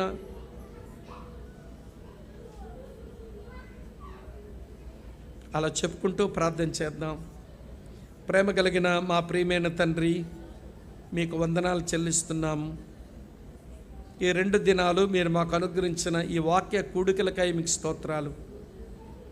ఈ రాత్రి ప్రతికూలమైన పరిస్థితుల మధ్య మేము ఎలా బ్రతకాలనో, ఎలా పరిచర్యలో ఉండాలనో కొన్ని విషయాలు మాకు అర్థమవుతూ వచ్చాయి. మీకు కృతజ్ఞతలు నాయన. మేము చాలా విషయాల్లో కాచుకొని లేక మా మనసులు, స్థిర మనసులు చెడిపేసే, మమ్మల్ని పడగొట్టేసే బోధలు ఆ నోట ఈ నోట విని మేము కాచుకొని ఉండలేకపోయాం. మమ్మల్ని కనికరించండి. మేము కనపరచవలసిన అభివృద్ధి మేము కనపరచలేదు, మేము పొందవలసిన అభివృద్ధి మేము ఇంకా పొందలేదు. ప్రభువా, నేను మహింపరచడం కూడా మా చేత కావటం లేదు. మీరు సహాయం చేయండి. ఈ దుష్ట దినాలలో మీ కృప మాకు అనుగ్రహించి మమ్మల్ని పాలించండి. నీవు మా చక్రవర్తివి, నీవు మా రాజువి. మీరు మమ్మల్ని పాలించండి. నేను మహింపరచడం మాకు నేర్పించండి. రేపటి దినం కొరకు మమ్మల్ని సిద్ధపరచండి. యేసుక్రీస్తు ప్రభు నామంలో స్తోత్రాలు చెల్లించి అడిగి వేడుకొని మీకు ప్రార్థిస్తున్నాము తండ్రి. ఆమేన్.